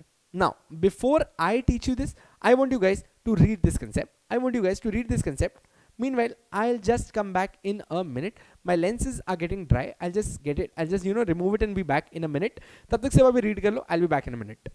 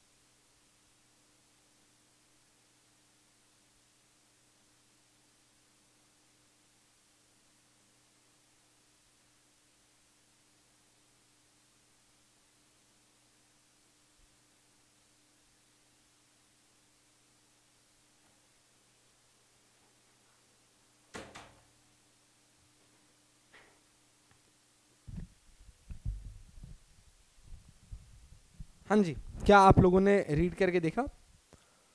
साची, Vedika, did you guys just read it? अच्छा नाउ सी, ये मैंने आपको इसकी थ्योरेटिकल पार्ट पूरा का पूरा पढ़ाया हुआ है। अब इसके थ्योरेटिकल पार्ट को वापस से पढ़ के कोई सेंस नहीं बनता।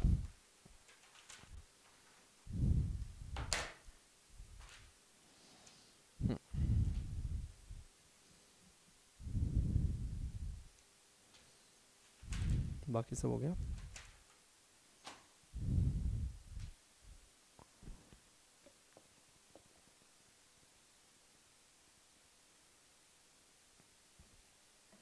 नाउ सी, यहाँ पे जो टर्नओवर कमेटी है, सॉरी टर्नओवर मेथड है, टर्नओवर मेथड को किसने फॉलो किया था? नायक कमेटी ने फॉलो किया था। Try to hit this and try to be very clear with this कि जो टर्नओवर मेथड है this only relates with Nayak. And Nayak का क्या कहना था कि अगर आपको कभी भी किसी को उसकी वर्किंग कैपिटल की बात करनी, किसी को उसकी वर्किंग कैपिटल की बात करनी, एक ही लाइन लिखूंगा और हमेशा याद रखना एक ही ट्रीटमेंट बनता है। गोल्डन रूल है, लिख के रख लेना। गोल्डन रूल है, लिख के रख लेना। ठीक है, आप इसको टर्नओवर मेथड भी कहते हैं। इसका ट्रीटमेंट इसके अलावा कुछ भी नहीं होता, इसका ट्रीटमेंट इसके अलावा कुछ भी नहीं होता। ये किसने दिया था भैया? नायक कमेटी। अब देखना नायक कमेटी ने क्या बोला था इसको। नायक कमेटी का कहना था भैया आप क्या करो, सामने वाले का टर्नओवर निकालो। आप क्या निकालो? सामने वाले का टर्नओवर निकालो। उसके टर्नओवर का 25%, उसके टर्नओवर का 25% हम अज्यूम करते हैं, उसके टर्नओवर का 25% हम अज्यूम करते हैं कि उसका वर्किंग कैपिटल रिक्वायरमेंट होगा।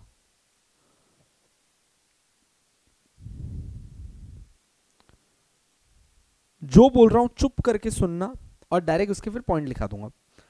टर्नओवर निकालो, उसके टर्नओवर का 25%। एग्जाम में अगर प्रैक्टिकल क्वेश्चन आया तो they will give you the turnover. Obviously आपको उसके टर्नओवर का 25% निकालना है and that would be is working capital requirement. Of course हम आपकी एंटायर वर्किंग कैपिटल, हम आपकी एंटायर वर्किंग कैपिटल तो नहीं स्पॉन्सर करने वाले। तो वो क्या बोलता है कि हम इसमें से ये जो 25% है, ये जो 25% है, इसमें से आपका 20% बैंक फाइनेंस कर देगी। आपके इस 25% में से 20% बैंक फाइनेंस कर देगी। जो रिमेनिंग 5% है ना, वो आपको खुद लाना पड़ेगा, वो आपको खुद लाना पड़ेगा from any long term borrowings और यू डू एनीथिंग, और यू डू एनीथिंग मतलब योर ओन फंड्स। आप अपना पैसा लाएं, कुछ भी करें। So 20% can be bank finance, but the 5% cannot be. But the 5% cannot be. Let's give it numbers. The turnover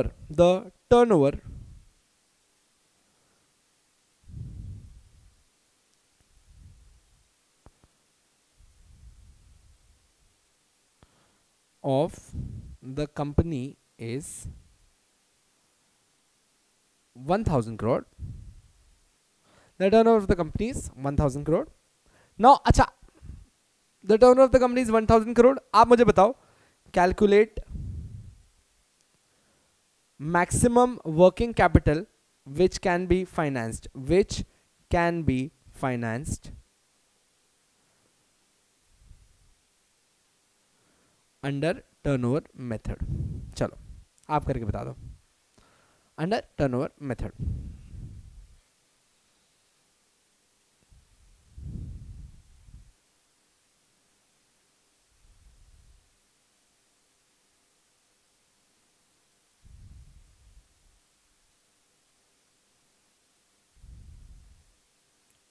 अगर इतनी देर सोचने में लग रही है ना तो डूब मरो।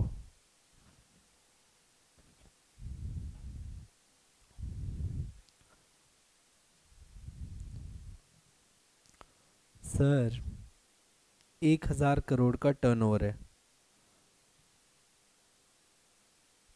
वेरी गलत। 1000 करोड़ का टर्नओवर है, 1000 करोड़ का टर्नओवर है। इसका 25% हम स्पॉन्सर कर सकते, मतलब इसका 25% आपकी वर्किंग कैपिटल रिक्वायरमेंट होगी, वर्किंग कैपिटल रिक्वायरमेंट होगी 25%, यानी कि 250 करोड़। मतलब एज पर आपका ये Nayak committee your working capital requirement is 250 crore. However इस 250 करोड़ में अपन ने क्या बोला था कि भैया ये लोग 20% ही स्पॉन्सर करेंगे, तो मतलब ये इस 1000 करोड़ का 20% ही स्पॉन्सर करने वाले थे। तो आपने बोला द मैक्सिमम परमिसिबल बोरोइंग जो बैंक आपको अलाउ करेगी वो 200 करोड़ थी, खत्म। 50 करोड़ आपको अपने ओन फंड्स में लाना था।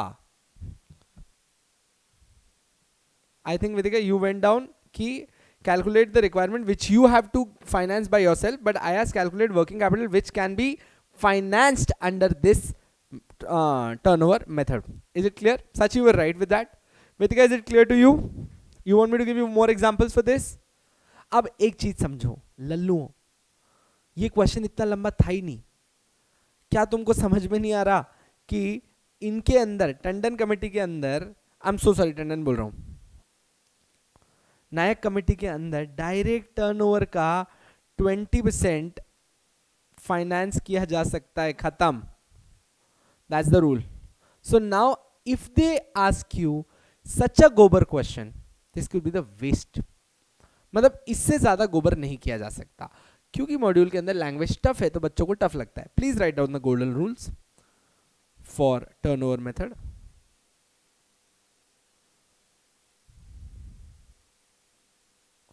Golden rule for turnover method.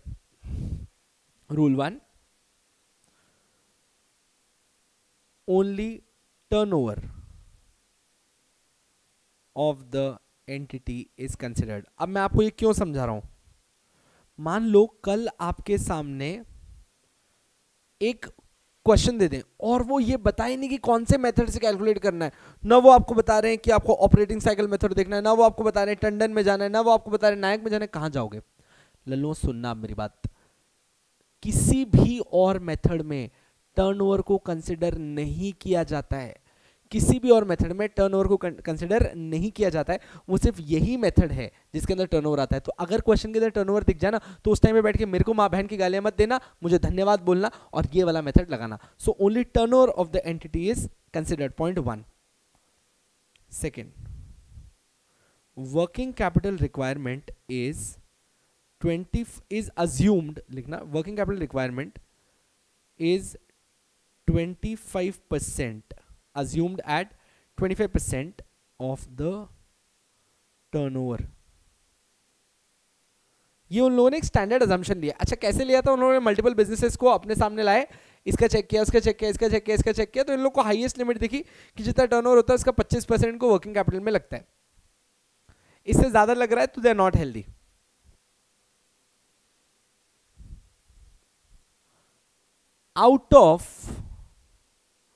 out of this working capital requirement, 5% of the total shall be brought upon by the borrower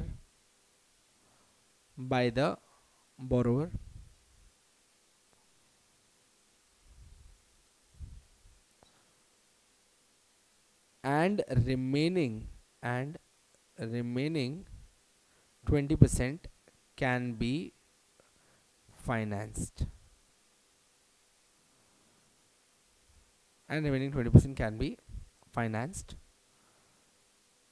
shortcut 20% of turnover. ये लिखना मत बे, ये तुमको शॉर्टकट बता रहा हूं इसलिए लिखा है, मतलब अभी अपने नोट्स में लिखना, आंसर मत लिख देना उधर जाके। 20% of the turnover of the entity is the maximum amount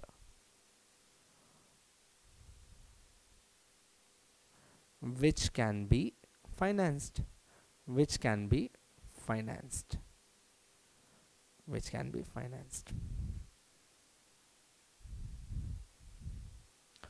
बोलो भैया समझ में आया क्या? दोनों प्राणियों समझ में आया क्या? गोल्डन रूल सारे के सारे। अच्छा अब ये ना प्रैक्टिकल क्वेश्चन आएगा नहीं इसके ऊपर, पर आ जाए ना तो डायरेक्ट इस पे शॉर्टकट नहीं लगाना। ये आंसर वेरीफाई करने के लिए करना आपको वैसे ही है जो मैंने आपको पूरा बताया, पहले उसकी वैल्यू, फिर उसकी वैल्यू, फिर उसकी वैल्यू, और ऐसे ही अलग अलग करना, डायरेक्ट हवा में तीर मत छोड़ देना। दोनों को समझ में आया क्या? Yes.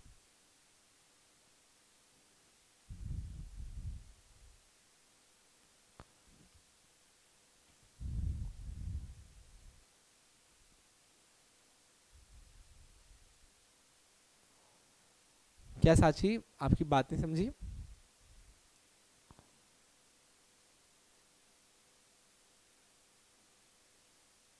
O, maximum limit, yes. Under this method, bank credit working borrower requiring fund based limit up to 5 crore.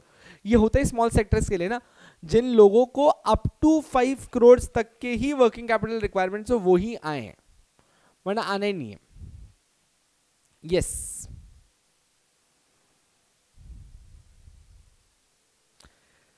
सो बाकी दोनों क्लियर है।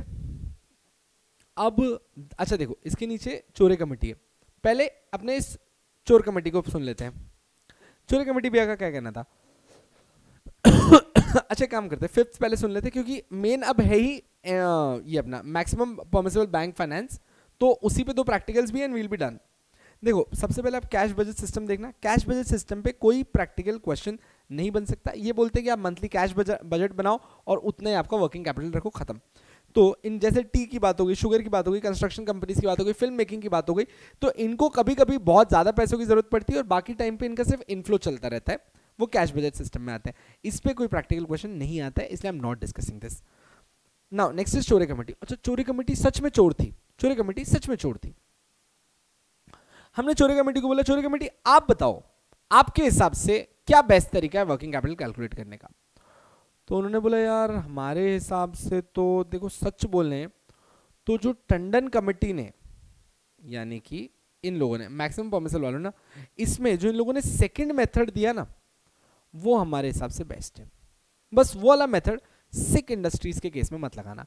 तो अब लल्लू याद रखना इस चीज को, अगर वो कल आपको बोले ना कैलकुलेट समथिंग एज पर चोरे कमिटीज मेथड, सो चोरे committee method is exactly same as Tandon Committee's second method of lending.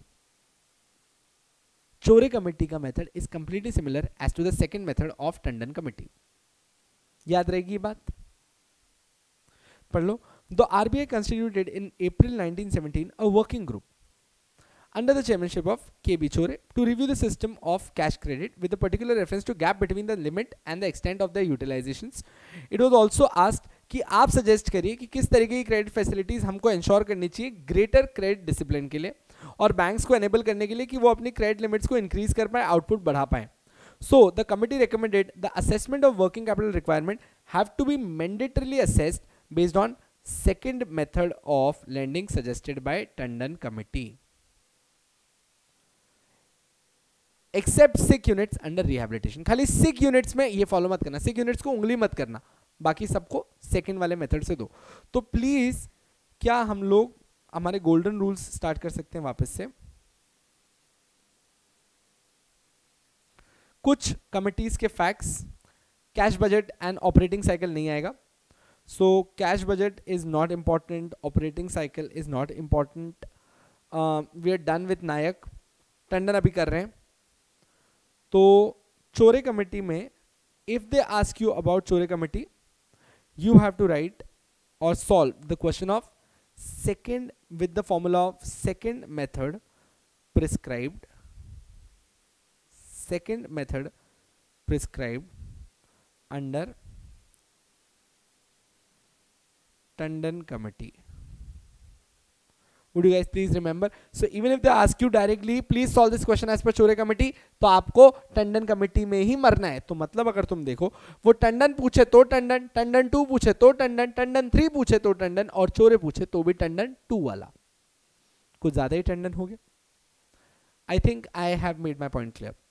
Now with this we are moving towards the last part, maximum permissible bank borrowings. अब ये देखना, अब ये Tandon committee का ना एक, अच्छा ये जो मेथड्स है ना ये गलत दिए हुआ है, ये मेथड्स गलत दिए हुए। अच्छा मैं भी जब पहले पढ़ा देता था ना तो मैं डायरेक्ट पढ़ा देता था। When did I realise it first? जब मैंने ICSI के ही मॉडल आंसर्स देखे। जब मैंने आईसीएसआई के मॉडल आंसर्स देखे तो भैया अगर अपन इस मेथड पे उन क्वेश्चंस को सॉल्व करें तो आपका आंसर नहीं आएगा, अगर अपन इस मेथड पे उसको सॉल्व करेंगे तो आंसर नहीं आएगा। बाप रे, तो सर क्या करेंगे? अच्छा मतलब ये मैंने अपने प्रीवियस बैच में भी आप लोग को बताया था that we opened the entire Tandon committee report, जो आपके इंस्टीट्यूट ने पूरी कॉपी नहीं करी थी, उन्होंने आधा ही लिखा है, पर आंसर लिखते वक्त उन लोगों ने वापस से पूरी कॉपी कर ली। जिन लोगों ने उस टाइम पे अपन लोगों ने जो साथ में पढ़ा था वो फॉर्मूला फॉलो किया था, वो कंप्लीटली सही था, बट मैंने आपको बताया था कि वो फॉर्मूला ये नहीं है। इफ यू रिमेंबर, आज से 1 साल पहले अपन ने इस चीज को पढ़ा था। जो लोग ये वीडियो पुराने वाले देख रहे हैं, जो नए वाले देख रहे हैं, मैं सिर्फ अपने पुराने वाले बच्चों को नॉस्टैल्जिक फील करा रहा हूं। अब याद रखना, मैक्सिमम परमिसिबल बोरोइंग लिमिट ने, टर्नओवर मेथड ने आपका टर्नओवर पकड़ा, ये पकड़ेगा आपकी करंट एसेट करंट लाइबिलिटीज को, ये पकड़ता है आपकी करंट एसेट्स और करंट लाइबिलिटीज को। अब ये जो मैक्सिमम परमिसिबल बैंकिंग फाइनेंस है ना, ये पूरी तरीके से मिस्टर टंडन का कहना था कि पूरी तरीके से पकड़ता है आपकी टोटल करंट एसेट्स को, टोटल करंट लाइबिलिटीज को, इसको और कोई काम नहीं है। अब 3 अलग अलग मेथड्स में मैं अलग अलग बात करता हूं। अब एक चीज समझना, इसके हर मेथड में टोटल एसेट्स भी आती हैं और टोटल लाइबिलिटीज भी आती हैं। इसके हर मेथड में टोटल करंट एसेट्स भी आती हैं और टोटल करंट लाइबिलिटीज भी आती हैं, जबकि मॉड्यूल में नहीं दिया गया है। तो बस जहां करेक्शन है वो मैं सिखा रहा हूं और उसके बाद अपन फॉर्मूला लगाएंगे और गोली की चूक पे सॉल्व करेंगे। अच्छा देखो, इंस्टीट्यूट से अपना शायद तक थोड़ा मैच नहीं करेगा मतलब उनके फॉर्मेटिंग मैच नहीं करेगी, आंसर वही मैच पहुंचेंगे अपने। चलो ठीक है। It was considered with the view to suggest improvement in the existing, ash नहीं है, कैश क्रेडिट है। It submitted its report on guidelines for follow-up of credit, suggesting 3 methods of lending. इन्होंने 3 methods of lending बनाई। चलो अपन लिखते चलते हैं। ये सबसे मेन है, सबसे मेन यही है। अच्छा, पिछले आज तक फंडिंग के 2 ही बार पेपर हुए, दोनों बार यही क्वेश्चन आया है, दोनों बार टंडन कमेटी आया है, तो आप समझ लो कितना लेवल है इसका।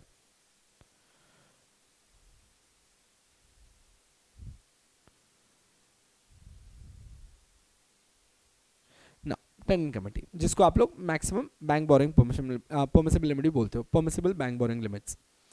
अब इसमें इसने 3 मेथड दिए। अब जो इसका फर्स्ट मेथड है ना, ये आपके वर्किंग कैपिटल गैप को पकड़ता है। क्या पकड़ता है? प्लीज लिखो, आप पूरा फुल फॉर्म लिखना। It takes up your working capital gap. Now what is your working capital gap? So the first method focuses on the working capital gap. ये बोलते हैं working capital gap का मतलब होता है total current assets minus total current liabilities. Total current assets minus total current liabilities, ये होती है आपकी वर्किंग कैपिटल गैप। सर कैसे? एसेट मतलब यहां से पैसा आने वाला है, लाइबिलिटी मतलब यहां पे पैसा जाने वाला है। एक सेकेंड, तुम लोन कब मांगते हो? जब आने के लिए कम हो, जाने के लिए ज्यादा हो। तुम लोन तभी मांगते हो ना, तुम बैंक के पास क्यों जाओगे? जब आने के लिए कम हो और जाने के लिए ज्यादा हो। तो जब तुम्हारी करंट एसेट्स कम हो जाती हैं और करंट लाइबिलिटीज ज्यादा होती हैं, तो जो डिफरेंस आता है ना, उतना ही तो तुम्हें सर्वाइव करने के लिए चाहिए। उसी को तो तुम कहते हो तुम्हारा वर्किंग कैपिटल गैप, उसी को तो तुम बोलते हो तुम्हारा working capital gap. Getting the point? Yes, we are getting it. अब देखो, टंडन कमेटी ने भी बहुत ही नॉर्मल बात करी। उसने क्या बोला? फर्स्ट मेथड के तहत sir 75% of the working capital gap can be the maximum permissible bank borrowing limit. तो प्लीज राइट, ये आपका फर्स्ट पॉइंट बन गया। 75% of the working capital gap, where working capital gap is calculated as total current asset minus total current liabilities. अब देखो, इसमें ना एक चीज है जो इन लोगों ने बहुत क्लियरली बोली and it is very logical. उन लोगों ने बार बार एक ही चीज बोली कि चाहे तुम मेथड 1 में हो, चाहे तुम मेथड 2 में हो, चाहे तुम मेथड 3 में हो, कहीं पे भी मरो जाके, total current liabilities, total current liabilities does not include bank borrowing.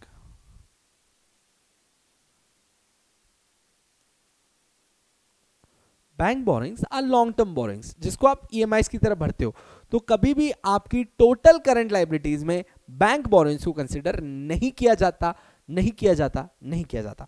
इसको मैं हाईलाइट करके रख रहा हूं, गलती मत कर देना इधर। अगर कल ये क्वेश्चन आ गया और तुम गोबर करके आए तो तुम्हें इतना बुरा झापूंगा, इतना बुरा झापूंगा मारने के बाद।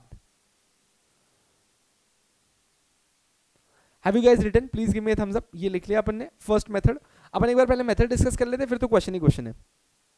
Have you guys written the first method?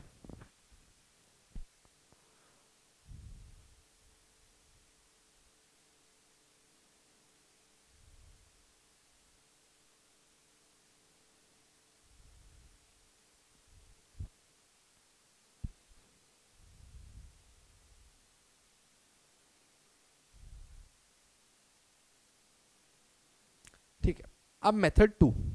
अब हमने जब पूछा भैया सेकेंड मेथड क्या नया कर रहा है, अच्छा second method is also known as the 1.33 method. अब ये क्यों 1.33 मेथड बोला जाता है, क्योंकि इस मेथड को अगर फॉलो किया जाए तो जो एंड में आपका करंट रेशो आता है वो आता है 1.33:1, 1.33:1। इसका अपना कोई काम नहीं, बस नाम याद रखना। इफ दे टेल यू कि भैया उसको 1.33 मेथड से सॉल्व करो, या फिर इफ दे टेल यू इसको चोरे कमेटी के मेथड से सॉल्व करो, so they can ask you this point in 3 ways. Maximum permissible borrowing का सेकेंड मेथड, एक ये बोल सकते हैं। They can ask you as, इसको बोलो आप चोरे कमेटी का method. They can ask you as solve it by 1.33:1 वाला मेथड। अब ये तीनों में से कुछ भी बोल सकता है, कंफ्यूज नहीं होना है इसमें, तीनों में से कुछ भी बोल सकता है। अच्छा अब खेल ये वहीं रहे। अब देखो इसने क्या किया। अब अगर आपका मॉड्यूल पढ़ोगे ना, अब देखना आपका मॉड्यूल पढ़ना, तो मॉड्यूल के हिसाब से कहता है that second method says that maximum permissible bank boring can be 75% of the total current assets. खत्म। ये आपका सेकंड मेथड है, ये आपका सेकंड मेथड है, देख लो। Second method of lending is bank will finance up to 75% of the total current assets and borrower has to provide minimum 25% of total current asset as the margin out of long term sources। मतलब आपकी total current assets का 75% हम finance कर देंगे, जो remaining 25% है ना वो आप खुद की जेब से लेके आ जाना कोई लॉन्ग टर्म सोर्स से जाके, मतलब हम नहीं करेंगे वो फाइनेंस। और अपने को तो मैक्सिमम परमिसिबल पढ़ना है ना, अदर साइड थोड़ी पढ़नी है। ये बोल रहा है सेकंड मेथड में कि 75% of the total current assets. अच्छा फर्स्ट वाला देखना, first method of lending is 75% of the working capital gap. Working capital gap का मतलब होता है total current assets minus total current liabilities other than bank boring is financed by the bank and the balance 25%, मतलब 75% तो हम दे देंगे working capital gap का, आपके जो रिमेनिंग 25% है वो आप खुद लेके आना अपने खुद के फंड से या बोरोइंग से। क्लियर है? अब देखो ये मेथड अगर तुम यहां पे देखो, जो सेकंड वाला देखो इसने लिखा है this will give a minimum current ratio of 1.33:1, ये इनकम्प्लीट है, ये इनकम्प्लीट है। अगर इस फॉर्मूला को लगा क्वेश्चन सॉल्व किया आंसर गलत आएगा, इंस्टीट्यूट के मॉडल्स में अलग जाएंगे, अपने गलत आएगा। अच्छा एक सेकंड, आप दोनों मेरे को सिर्फ इस पे थम्स अप देना कि क्या जो सेकंड मेथड यहां पे लिखा है उसके हिसाब से मेरा कैलकुलेशन ये होना चाहिए that 75% of the total current assets, यही होना चाहिए और तो कुछ नहीं होना चाहिए। क्या मैंने इंस्टीट्यूट की मॉड्यूल के हिसाब से सेकंड मेथड सही लिखा है? इंस्टीट्यूट के मॉड्यूल के हिसाब से सेकंड फॉर्मूला सही लिखा है क्या?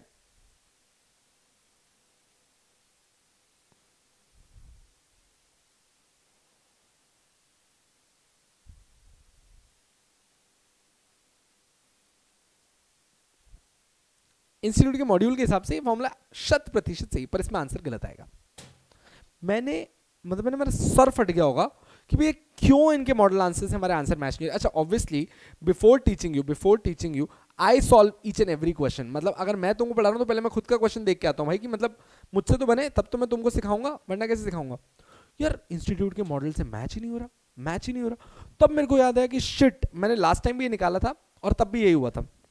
अब याद रखना ये क्या बोलते हैं, सेकेंड मेथड में छोटा सा फर्क है। देखो हर जगह पे इनका पूरा टारगेट ही मैंने आपको फर्स्ट लाइन में लिखाया था कि इनका पूरा टारगेट ही है वर्किंग कैपिटल गैप के ऊपर। बस हर बार टारगेट करने का तरीका अलग है, हर बार टारगेट करने का तरीका अलग है। ये सेकेंड मेथड में भी वर्किंग कैपिटल गैप ही पकड़ना चाहते हैं। अच्छा आप लिखिएगा मत यहाँ पे, और जो लोग वहां पे सुन रहे हैं मेरी बात अभी, वर्किंग कैपिटल गैप कैसे निकालते थे? Total current asset minus total current liability. भैया करंट लायबिलिटी तो यहाँ भी माइनस होगी, करंट लायबिलिटी तो यहाँ भी माइनस होगी, तुम हटा ही नहीं सकते। और ये इंस्टीट्यूट पेस्ट करना भूल गया, ये इंस्टीट्यूट पेस्ट करना भूल गया। तो अब ये लोगों ने सेकंड फॉर्मूला में क्या बोला, उन्होंने कहा ऊपर तो हमने आपको क्या सिखाया था कि पहले वर्किंग कैपिटल गैप निकालो, मतलब total current asset minus current liabilities करो, फिर उसका 75% लो। सेकंड मेथड में आप क्या करो, 75% of your total current asset लो, और वो जब आ जाए फिर उसको माइनस करो टोटल करंट लायबिलिटीज से। बोलो ये बात समझ में आई? फॉर्मूला लिख लो, ये याद रखना। और अभी करके दिखा देते हैं ना अपन, इसी फॉर्मूला से सॉल्व करके दिखाते हैं। 75% ऑफ टोटल करंट एसेट लो और फिर उसमें से माइनस करो टोटल करंट लायबिलिटी। लिख लिया? Give me thumbs up please.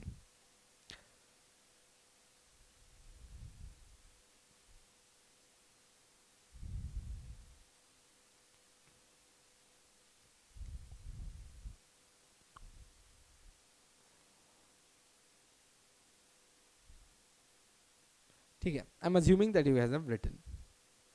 Third method,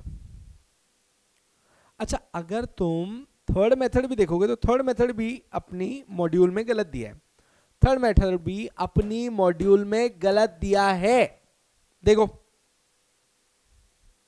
third method पढ़ना, this is same as second method of lending but it is excluding core current assets from the total assets and the core current assets are financed out of long term funds। तो उसने क्या बोला कि 75% of total current assets लो और current assets में core current assets मत लेना बस। Then the core current term, अच्छा कोर करंट का मतलब क्या होता है? द बेयर मिनिमम एसेट्स जो आपको चाहिए चाहिए होती है। कोर करंट एसेट्स का मतलब क्या होता है? द बेयर मिनिमम एसेट्स जो आपको चाहिए होती है। तो थर्ड मेथड क्या बोल रहा है कि साले ये तो तेरी फिक्स्ड इनकम में से लगा इसमें, क्योंकि ये लॉन्ग टर्म इन्वेस्टमेंट है, इसको वर्किंग कैपिटल नहीं बोलते हैं, तो कोर करंट एसेट को हटा। क्यों? क्योंकि ये वर्किंग कैपिटल से नहीं आती है, ये तो अपनी फिक्स्ड ओनर्स फंड से आती है। Core current assets refer to absolute minimum level of investment in current assets which is required at all times, ताकि आप अपना मिनिमम लेवल ऑफ एक्टिविटी कर पाओ। अब सुनना, थर्ड मेथड में भी इन लोगों ने करंट लायबिलिटी वर्ड कहीं यूज किया है, थर्ड मेथड में भी इन्होंने कहीं करंट लायबिलिटी यूज नहीं किया। तो यहां भी अपन लोग जो फॉर्मूला बनाते, तो आपका फॉर्मूला वैसे तो ये बनना चाहिए ना, इंस्टीट्यूट का अगर मॉड्यूल के हिसाब को देख के बनाए तो थर्ड मेथड में आपका फॉर्मूला होना चाहिए 75% of your total current assets, total current assets excluding your core current assets. क्या बोलते हो? Excluding your core current assets, यही तो होना चाहिए था। मानते हो? मानते हो? बस यही दोनों बार इंस्टीट्यूट ने गलती करी है। मैंने आपको स्टार्टिंग से एंड तक बोला that turnover method was following only your turnover, Tandon committee is following your working capital gap always, it is following your working capital gap always. तो यहां पे थर्ड मेथड में जो 75% है of your total current assets which excludes your core current asset, इसको डालो bracket में, ये निकल जाए फिर उसमें से माइनस कर देना टोटल करंट लायबिलिटी, आपका आंसर आ जाएगा, आपका आंसर आ जाएगा। सर क्या आप हमको तीनों मेथड के फॉर्मूला एक बॉक्स बना के लिखा के दे दोगे? इसी बात का तो पैसा है, ले लो।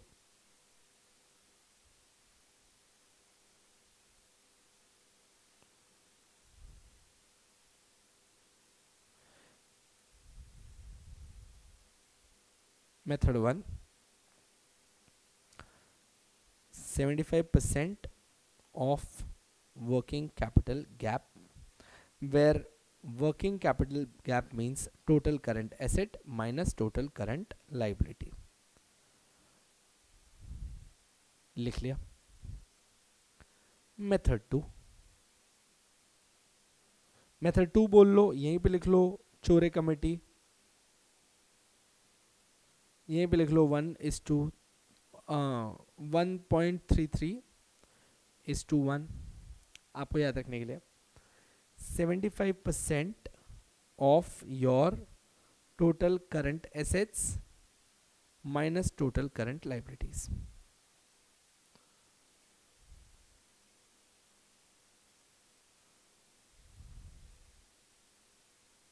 Method 3, 75% of your total current assets excluding core current assets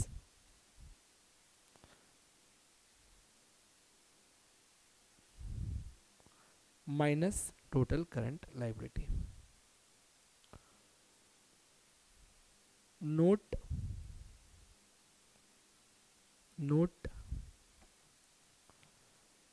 total current liability excludes bank borrowings.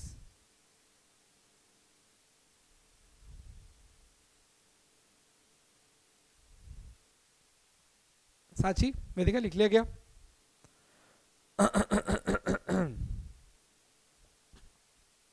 लिख लिया क्या? We are good to go for all the practical questions. We have covered method 1, method 2, method 3. ठीक है.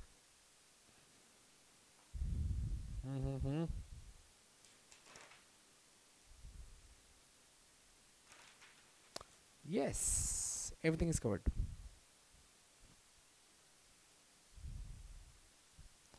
I'm assuming आप लोगों ने लिख लिया है.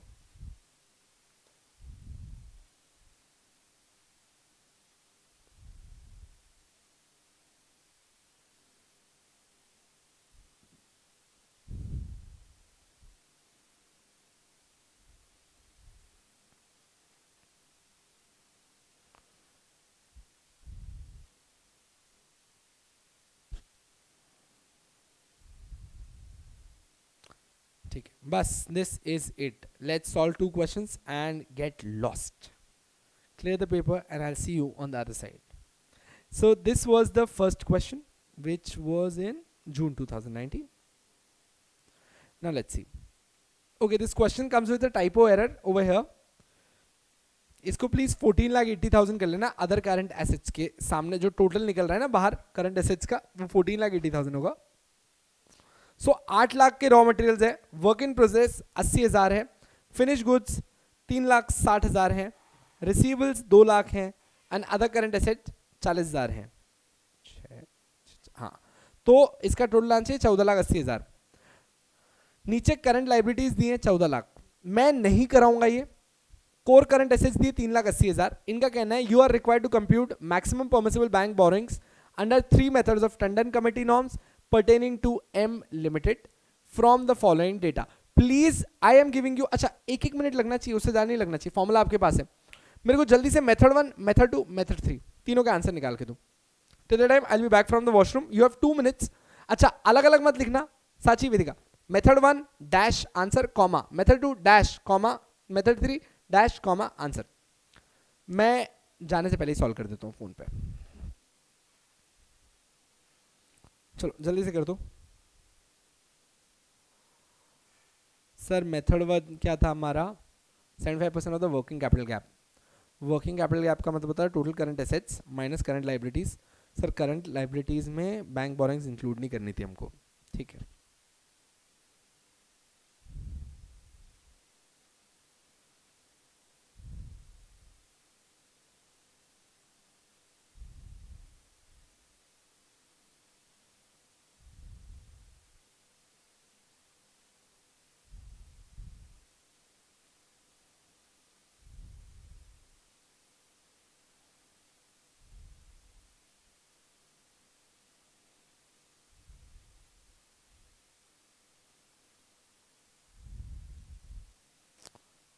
मेरा फर्स्ट तो हो भी गया.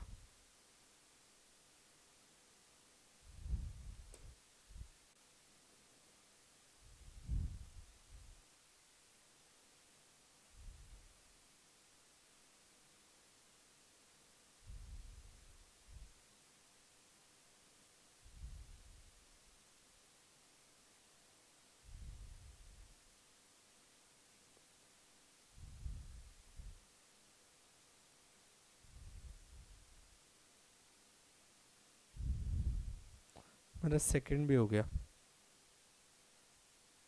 मेरे से पहले मत करना, पहले ही बोल रहा हूँ, वरना मैं आंसर रिकग्नाइज नहीं करूँगा।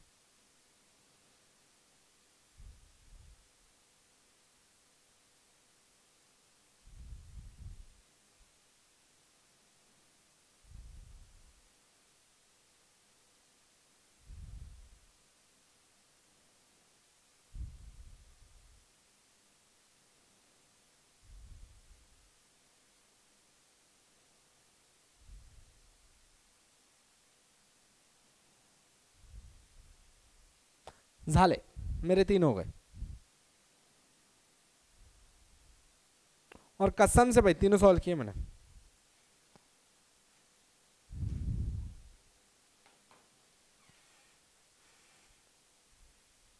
आई will write down my answers. तुमसे तो क्या ही होगा यार, you guys can't match my speed, come on. So मेरे आंसर्स हैं मेथड 1 के हिसाब से 6,60,000, मेथड 2 के हिसाब से 5,10,000 एंड मेथड 3 के हिसाब से 2,25,000।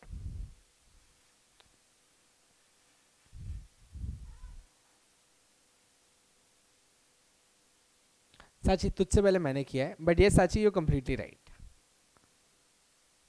वे just awaiting the other persons reply, but yes मेरे साथ रह रह के सीख गई तू।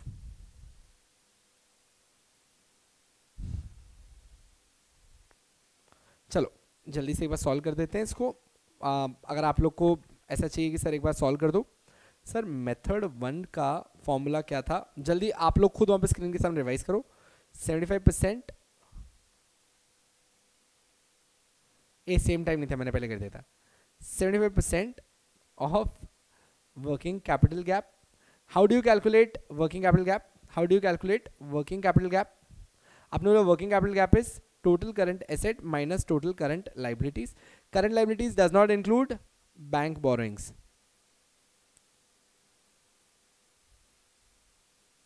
So sir, total current assets were 14,80,000. Current liabilities were 6 lakhs. क्योंकि बैंक बोरिंग हटा देना तो 6 लाख ही लेना है ना, 6 lakhs। ठीक है सर। सो दिस कैम 80,80,000 आएगा ना? करेक्ट मी प्लीज ना इफ आई एम रॉन्ग। उसका 75%, तो I think that should come down to 6,60,000।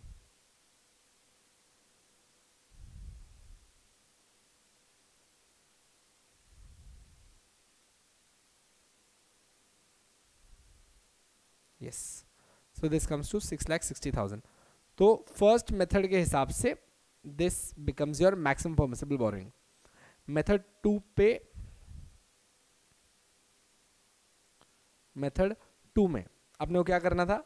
Method 2 का सर फॉर्मूला था sir 75% of total current assets minus total current liabilities. Sir 75% of total current assets, तो it is 75% of 14,80,000 minus current liabilities कितना? 6 लाख है।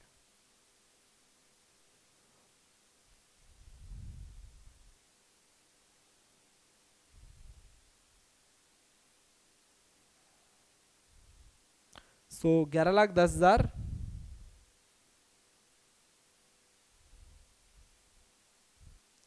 Minus 6 lakh, 5,10,000। Sir ये second method के हिसाब से maximum permissible limit है। मेथड 3 में सर आपने बोला था 75% of the total current assets excluding core current assets minus total current liabilities. तो sir 75% of total current assets थी सर हमारी 14,80,000, और हमारी कोर करंट एसेट्स हैं 3,80,000, तो मतलब 11 लाख बच गया sir,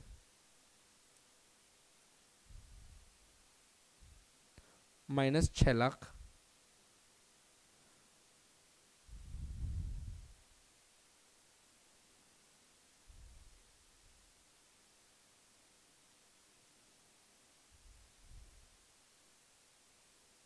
sir 8,25,000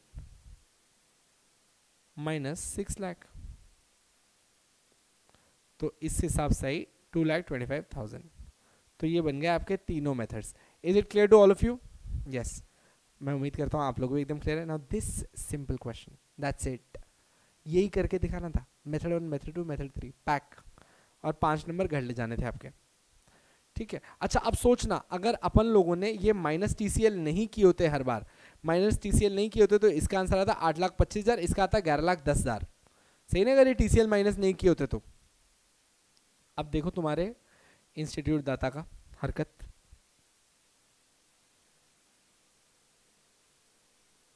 please verify your answers. Method 1 says 6,60,000, method 2 says 5,10,000, method 3 says 2,25,000. I hope this brings you satisfaction in your head. अच्छा, इसके नीचे उन लोगों ने रिव्यू दिया है, दैट्स नॉट इंपॉर्टेंट, खाली यही करना था, अपना सोल्यूशन यही खत्म हो गया, रिव्यू नहीं करना था, वो उसे उन्होंने आगे बढ़ा चढ़ा के दिया क्योंकि कॉपीड है। Okay, both the ladies in the house clear एकदम? So now with this I think we should do one more question and we are done.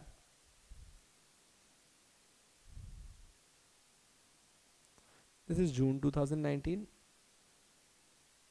Let's do December 2019.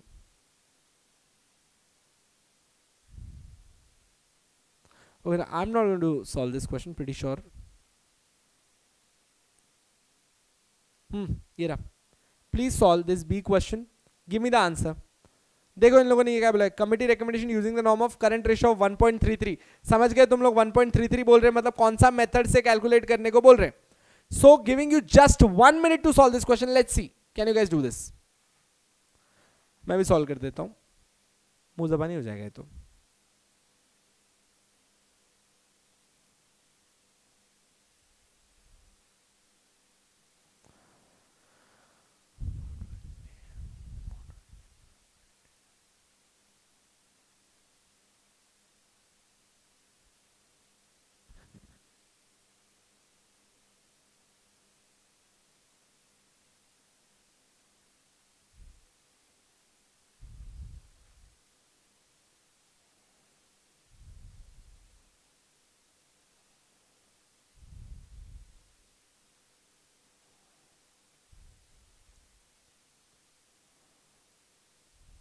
I'm done. My answer stands 255 lakh. ओहो हो, cheating खोर, सामने cheating खोर, पहले मैंने किया है, ठीक है। I think this was the simplest of all which gave you 5 marks create. मैंने पहले किया, तुम दोनों से, प्लीज बैठ जाओ बैठ जाओ। So now this comes to our end. अच्छा, जिन लोगों को लग रहा है कैसे किया भैया बता दो एक बार। 1.33 वाले मेथड में 75% of the total current assets लेना था, फिर माइनस करना था total current liabilities. If you total it, 380 plus 40 is 420, 420 plus 180 is 600, 600 plus 110 is 710, 710 plus 30 is 740। 740 total current assets है, उसको इनटू करना था 75% से, जिसका आंसर आएगा 555, जिसका आंसर आएगा 555। 555 में से आपने करंट लाइबिलिटीज माइनस कर दी, 200 और 100, इसमें से कोई भी बैंक बोरोइंग नहीं है, तो 300 का 300 माइनस होगा। 555 में से 300 माइनस किया तो आपका 255 आंसर आएगा। जल्दी वेरीफाई कर लेते हैं कि क्या बी का आंसर इतना ही आ रहा है।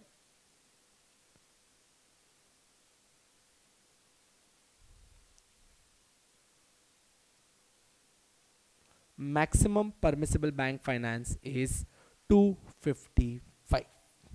With this, we are done with all the possibilities which I have felt exam में आ सकती हैं।